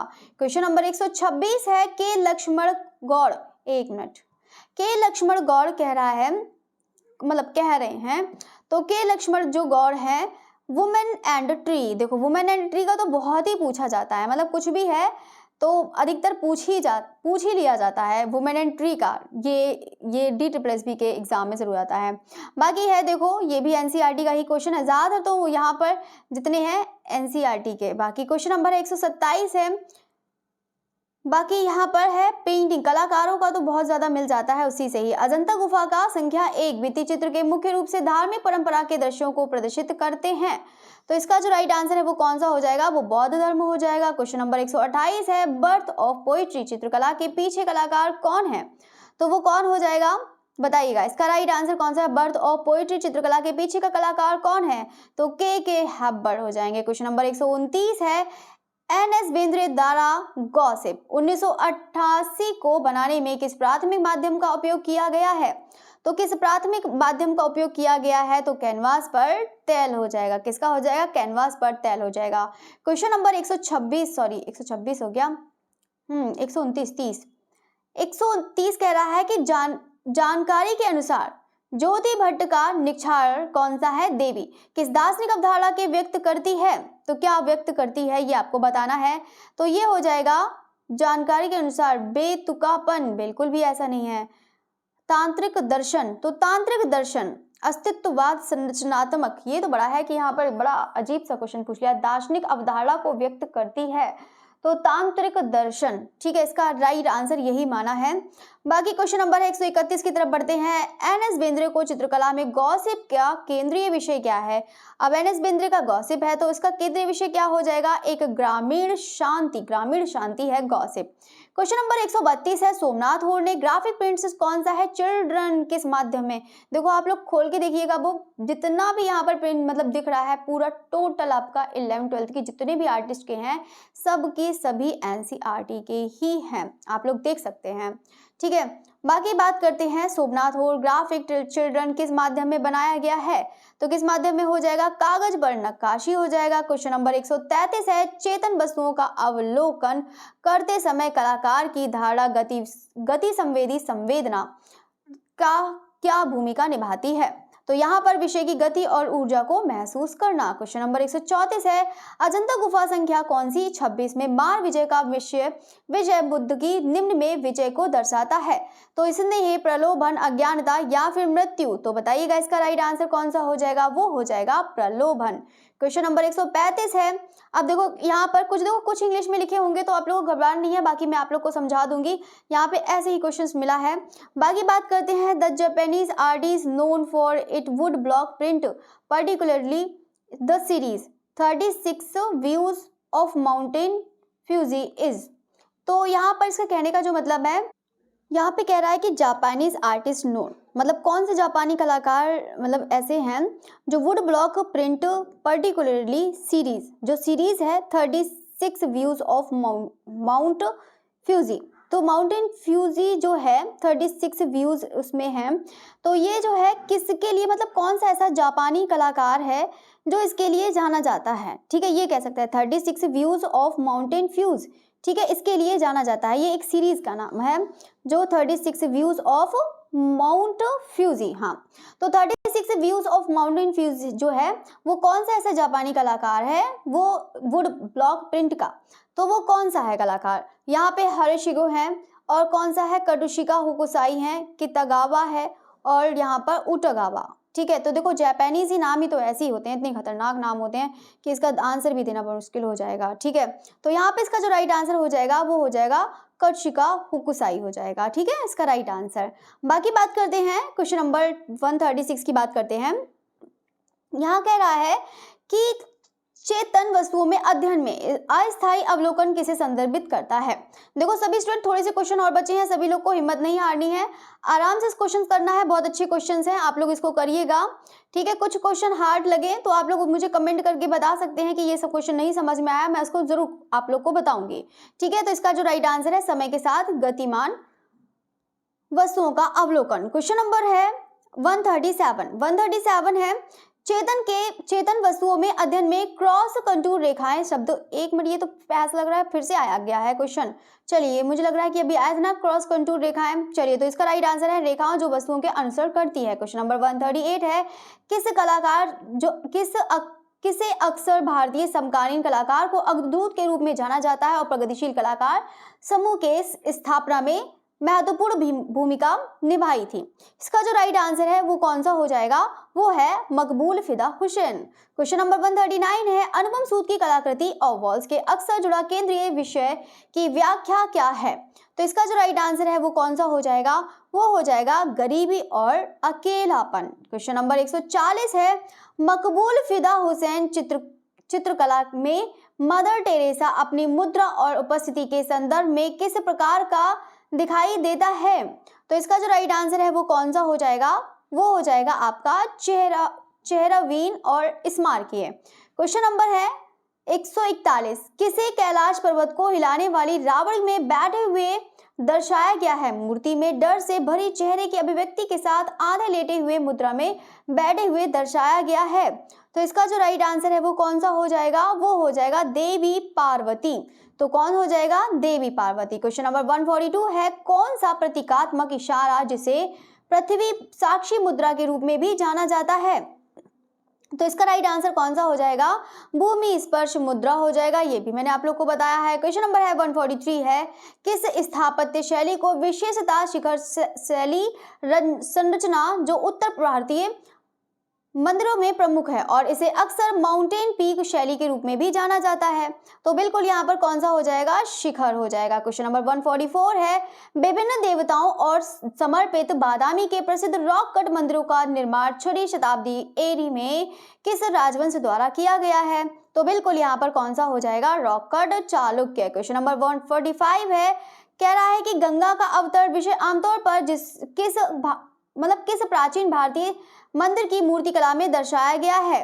तो इसका राइट आंसर कौन सा हो जाएगा? शोर मंदिर हो जाएगा महाबलीपुरम, ठीक है। तो गंगा का अवतरण विषय आमतौर पर किस प्राचीन भारतीय मंदिर की मूर्ति कला को दर्शाया गया है? तो शोर मंदिर महाबलीपुरम इसका राइट आंसर है। क्वेश्चन नंबर है 146, अजंता गुफा संख्या 1 में भित्ति चित्र जो है जीवन के दृश्यों को दर्शाती है। तो इसका जो राइट आंसर है वो कौन सा हो जाएगा, बुद्धा हो जाएगा। क्वेश्चन नंबर 147 है, पीवी जानकी राम गणेश मूर्ति बनाने के लिए उपयोग की जाने वाली प्राथमिक सामग्री क्या है। तो ये भी बहुत बार आता है, तो बिल्कुल इसका जो राइट आंसर है वो कौन सा हो जाएगा, ऑक्सीकृत तांबे की शीट और तार वायर का प्रयोग करा गया है और यहाँ पर तांबे का प्रयोग करा गया है जो प्लेट। क्वेश्चन नंबर है 148 है, पीवी जानकी राम मूर्ति गणेश जी का कौन सा वाद्य यंत्र बजाते हुए दिखाया गया है। ये भी मैंने आप लोग को पढ़ाया है, तो बिल्कुल यहाँ पर सितार हो जाएगा। क्वेश्चन नंबर 149 है, औपनिवेशिक काल के दौरान किन सामाजिक, राजनीतिक और मूर्तिकला के इतिहास को प्रभावित किया सांस्कृतिक परिवर्तनों ने आधुनिक भारतीय। तो यहाँ पर हो जाएगा औपनिवेशिक शासन और राष्ट्रवादी आंदोलन। क्वेश्चन नंबर 105 है, अक्का इदिगिरी राव द्वारा निर्मित मूर्तिकला स्तंभ चतुर्भुज की जो है ऊंचाई कितनी है।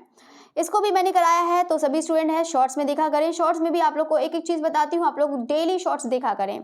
बाकी क्वेश्चन नंबर है 151 है, लघु चित्रकला सो नदी पार करते बाबर एक प्रसिद्ध पांडुलिपि का हिस्सा है जिसे इस नाम से भी जाना जाता है, तो वो किस नाम से जाना जाता है। इसका जो राइट आंसर है वो हो जाएगा बाबरनामा। ठीक है। क्वेश्चन नंबर 152 है, शंखु चौधरी के गुरु और शिक्षक कौन थे जिन्होंने उनके कलात्मक विकास में महत्वपूर्ण भूमिका निभाई।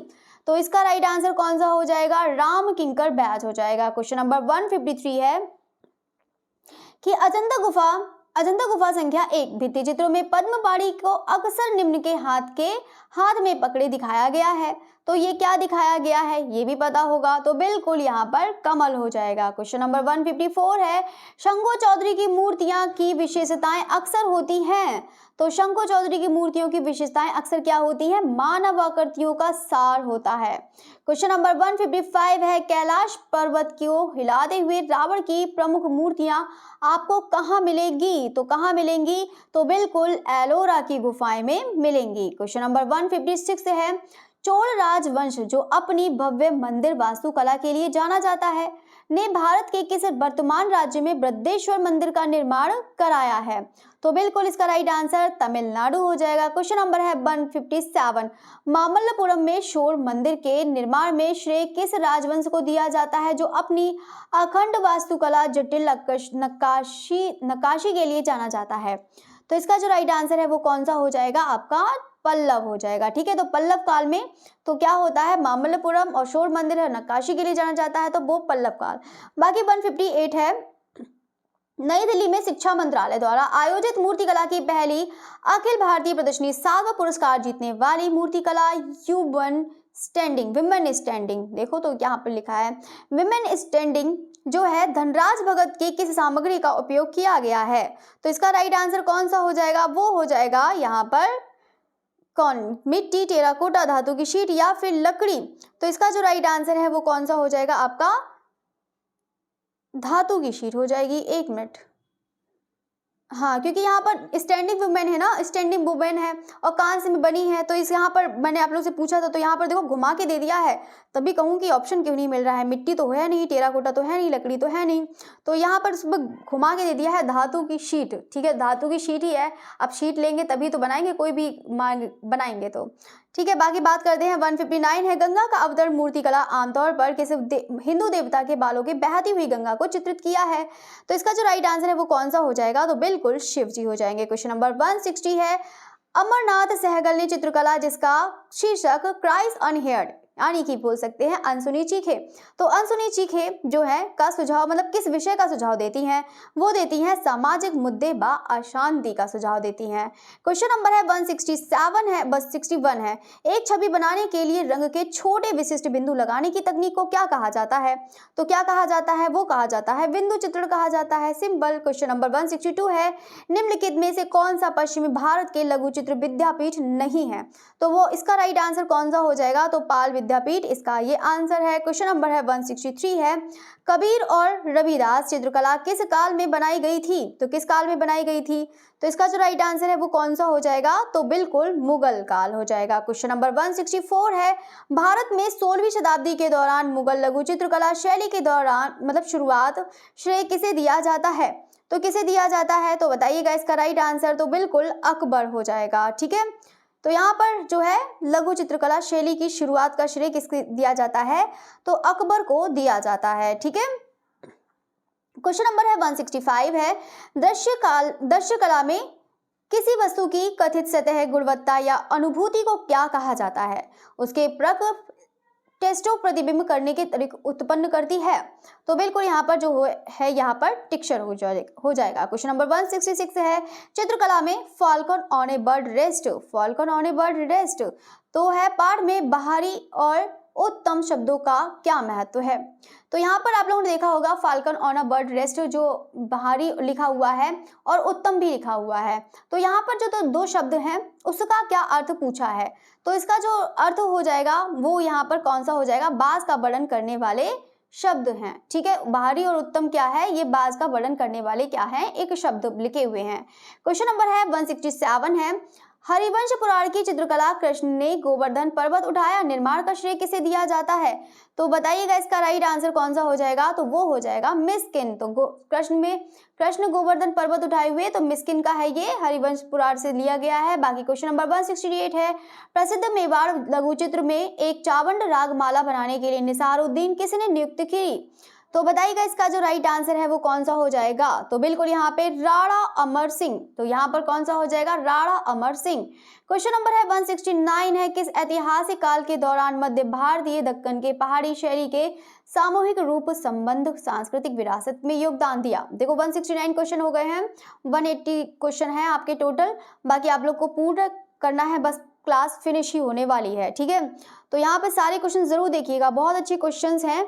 कुछ क्वेश्चन है बस थोड़े से आप लोग को फोटोग्राफी से थोड़े से रिलेटेड जो है क्वेश्चन थोड़े से हार्ड लग रहे होंगे, बाकी सभी बहुत अच्छे क्वेश्चन हैं। बाकी यहाँ पर चलो बात की दक्कन और पहाड़ी की बात कर ही रहा है तो बिल्कुल यहाँ पर मध्यकाल की हो जाएगी। क्वेश्चन नंबर 170 है, मुगल लघु चित्रकला परंपरा का संस्थापक किसे माना जाता है? पातशाहनामा चित्रण के लिए जाना जाता है, तो बिल्कुल यहाँ पर शाहजहां हो जाएगा। क्वेश्चन नंबर 171 है, बस थोड़े से और क्वेश्चंस बचे हैं। 171 है, चित्रकला Falcon on A bird rest दिलचस्प प्रसंग से जुड़ी है जिसमें शामिल है, तो जिसमें शामिल है वो क्या शामिल है? तो बताइएगा। तो बिल्कुल यहाँ पर एक बिल्ली हो जाएगा। ठीक है, फाल्कन ऑन ए बर्ड है क्योंकि यहाँ पर जो है मैंने आप लोग को बताया था कि जो बर्ड जो बनवाया था वो किसने बनाया था? जहांगीर ने बनवाया था, और जहांगीर ने बनवाया था तो यहाँ पर इसलिए कि कहीं बिल्ली उसको खा ना जाए, तो ये जो है बिल्ली इसको खा ना जाए, इसीलिए यहाँ पर उसको चित्र को बनवाया था, मंसूर से बनवाया था कि आओ तुम बना दो, और ताकि कम से कम उसकी यादें रहें। ठीक है, जैसे कि हम लोग पहले फोटो ही क्लिक करवा लेते हैं, यादों के लिए ही तो करवाते हैं, तो यहाँ पर एक उसका पीछे जुड़ी थी वो एक बिल्ली थी। ठीक है, क्वेश्चन नंबर है 172 है, संत कबीर को दर्शाने वाली क्षैतिज चित्रकला में किस गतिविधि में संलग्न है? तो इसका जो राइट आंसर है वो कौन सा हो जाएगा? तो बिल्कुल यहाँ पर अपने करघे पर कपड़ा बुनना। क्वेश्चन नंबर है 173 है, उस स्थिति का नाम बताइए जहां समान वर्णक्रमीय संरचना वाली दो सतह को अलग रंगीन पृष्ठभूमि के खिलाफ रखे जाने पर एक अलग रंग माना जाता है। तो इसका जो राइट आंसर है वो कौन सा हो जाएगा? यहाँ पर एक साथ रंग कंट्रास्ट। ठीक है, क्वेश्चन नंबर है 174 है, किसी कलाकृति में गतिमान बिंदु द्वारा बनाए गए पथ को कौन सा तत्व संदर्भित करता है? तो कौन सा तत्व संदर्भित करता है? तो वो है यहाँ पर रेखा। ठीक है, इसका राइट आंसर रेखा। क्वेश्चन नंबर है 175 है, कबीर और रविदास चित्रकला में निर्माण का श्रेय किस कलाकार को दिया जाता है? तो किस कलाकार को दिया जाता है? तो बिल्कुल उस्ताद फकीरुल्लाह खां को दिया जाता है। क्वेश्चन नंबर 176 है, राजस्थानी चित्रकला शैली के जीवंत और साहसिक उपयोग के लिए जानी जाती है। कौन सा शहर राजस्थानी लघु चित्रकला का प्रमुख केंद्र था? तो बताइएगा इसका राइट आंसर कौन सा हो जाएगा? तो बिल्कुल यहाँ पर जोधपुर हो जाएगा। क्वेश्चन नंबर 177 है, मारवाड़ क्षेत्र में किस शासक का संबंध किशनगढ़ चित्र शैली का प्रचार प्रसार से है? तो इसका राइट आंसर कौन सा हो जाएगा? तो बिल्कुल यहाँ पर राजा सावंत सिंह हो जाएंगे। क्वेश्चन नंबर बढ़ते हैं 178 है कि कबीर और रविदास चित्रकला बनाने के लिए किस माध्यम का उपयोग करा गया है? अब किस माध्यम का प्रयोग करा गया है? तो कागज पर टेम्परा, तो बिल्कुल जल रंग। क्वेश्चन नंबर है 179 है, रंग योजना में उन रंगों का उपयोग करना शामिल है जो रंग चक्र पर एक दूसरे के बगल में है। तो इसका जो राइट आंसर है वो कौन सा हो जाएगा? तो बिल्कुल यहाँ पर अनुरूप हो जाएगा। लास्ट क्वेश्चन फाइनली, तो देखो आप लोग का देखो कितनी जल्दी फटाफट करवा दिया। देखो ये मत सोचिएगा कि मैंने इतना जो है फटाफट क्वेश्चन करवा दिए, इससे बिल्कुल भी आप लोग मत सोचिएगा। बाकी जो है आप लोग के जो क्वेश्चन है बाकी इसका दो तो राइट आंसर पता ही है, तो यहाँ पर पहले क्वेश्चन करवा देते हैं। तो राजस्थान चित्रकला के विकास में किसका महत्वपूर्ण प्रभाव है? तो किसका हो जाएगा? तो यहाँ पर इस्लामी कला। राजस्थानी चित्रकला के विकास पर किसका महत्वपूर्ण प्रभाव है? तो इस्लामी कला हो जाएगा। ठीक है, बाकी आपको जो है इसका जो आपका अलग टॉपिक था वो आपका टीचिंग एप्टीट्यूड से था। ठीक है, तो बाकी जो है इसके भी क्वेश्चंस करा देंगे, आप लोग को एक क्लास दे देंगे। जो इंपॉर्टेंट क्वेश्चंस होते हैं वो आप लोग को कराने की सोच रही हूँ कि आप लोग को पेडागोजी भी पढ़ा दी जाए थोड़े सा, लेकिन टाइम ही नहीं मिल पाता है, नहीं तो आप लोग को वो भी करा दिया जाए। बाकी आप लोग की क्लास है ये पूरी 180 है, बहुत अच्छी क्वेश्चंस हैं, सभी देखिएगा, हर टॉपिक से क्वेश्चंस हैं, अच्छे से याद रखिएगा। और बाकी अगर आप बाई चांस आपको कोई भी क्वेश्चन नहीं समझ में आया है तो आप लोग मुझे तुरंत उसको कमेंट करिएगा कि ये क्वेश्चन समझ में नहीं आया, आप इसको डिफाइन कर दीजिए, तो मैं ज़रूर करूँगी। ठीक है, बाकी चलिए बढ़ते हैं नेक्स्ट क्लास के लिए। 7 बजे होगी क्लास। बाकी सभी स्टूडेंट जाते जाते ज़रूर लाइक करिएगा और हो सके तो शेयर भी करिएगा। सभी स्टूडेंट ज़्यादा से ज़्यादा शेयर करेंगे तो आपके लिए भी अच्छा रहेगा, क्योंकि आप लोग को कंपटीशन करने को मिलेगा। ज़्यादा बच्चे, जितने भी बच्चे हैं वो इकट्ठे होंगे तो अच्छा रहेगा, वो आप लोग के लिए कंपटीशन भी रहेगा। देखो अभी देखो सब स्टूडेंट हैं मॉक टेस्ट के लिए है, तो देखो मॉक टेस्ट सभी लोग करते हैं और मॉक टेस्ट जो है सभी लोग करते हैं और कितने स्टूडेंट हैं ज्वाइन भी करते हैं, तो इससे पता लग जाता है कि कौन कौन से आप लोग फाइट करने वाले हैं। और देखो बहुत स्टूडेंट के जो 125 मार्क्स आते हैं तो इसका मतलब ये नहीं कि वो कहीं से चीटिंग करते हैं, कुछ भी करते हैं, वो मेहनत करते हैं तब उनके आते हैं। 120 प्लस जितने भी स्टूडेंट हैं वो सब मेहनत करते हैं तब उनके आते हैं। ठीक है, तो यहाँ पर इसको कोई भी ऐसा ना कहे या बाकी जो भी है, ठीक है, तो सभी को कोई भी चीटिंग नहीं करता है, सब लोग अपने अच्छे से देखें, तो चीटिंग करेंगे तो अपना ही नुकसान होगा। बाकी सभी लोग बहुत अच्छा वर्क कर रहे हैं, बहुत अच्छा कर रहे हैं। ठीक है, और बाकी बस ऐसे ही करते रहिएगा। बस आप लोग को कुछ भी नहीं करना है, आप लोग मेरिट में आए या ना आए, बस अपना बेस्ट करना है। ठीक है, बस अपना बेस्ट करो, अपनी तैयारी करो, किसी एक दूसरे से स्टूडेंट से कोई मतलब नहीं होना चाहिए, बस आप अपनी ही तैयारी पर फोकस रखिए। ठीक है, ये मत सोचना कि हम 17 नंबर पे पहुंच गए या हम 16 नंबर पे पहुंच गए या फिर कोई से नंबर पर। नीचे वाला जो इंसान होता है वो भी ऊपर एक ना एक दिन ज़रूर बढ़ता है। ठीक है, तो आप लोग अगर मेहनत करेंगे, बिल्कुल भी ये नहीं सोचेंगे कि हाँ हमारी मेहनत बेकार है, तो ये तो बिल्कुल भी मन में लाना नहीं। बस ये है कि बस मेहनत करते जाइएगा, आप लोग एक दिन ज़रूर जो है अपनी मंजिल तक आएंगे। ठीक है, तो आप लोग सब मेहनत करिए। बाकी सभी लोग को कॉन्टैक्ट नंबर बता ही दिया है, आप लोग व्हाट्सएप ग्रुप से जुड़ सकते हैं। जैसे व्हाट्सएप में मैसेज करेंगे आप लोग को मैसेज आएगा और बाकी आप लोग ग्रुप से जुड़ सकते हैं। ठीक है, ओके, थैंक यू एवरीवन। फिर मिलते हैं शाम की क्लास में 7 बजे वेस्टर्न आर्ट के साथ। ठीक है, तो सभी स्टूडेंट उसको भी ज्वाइन करें, वेस्टर्न आर्ट भी ज्वाइन करें। ठीक है, ओके, अगेन थैंक यू।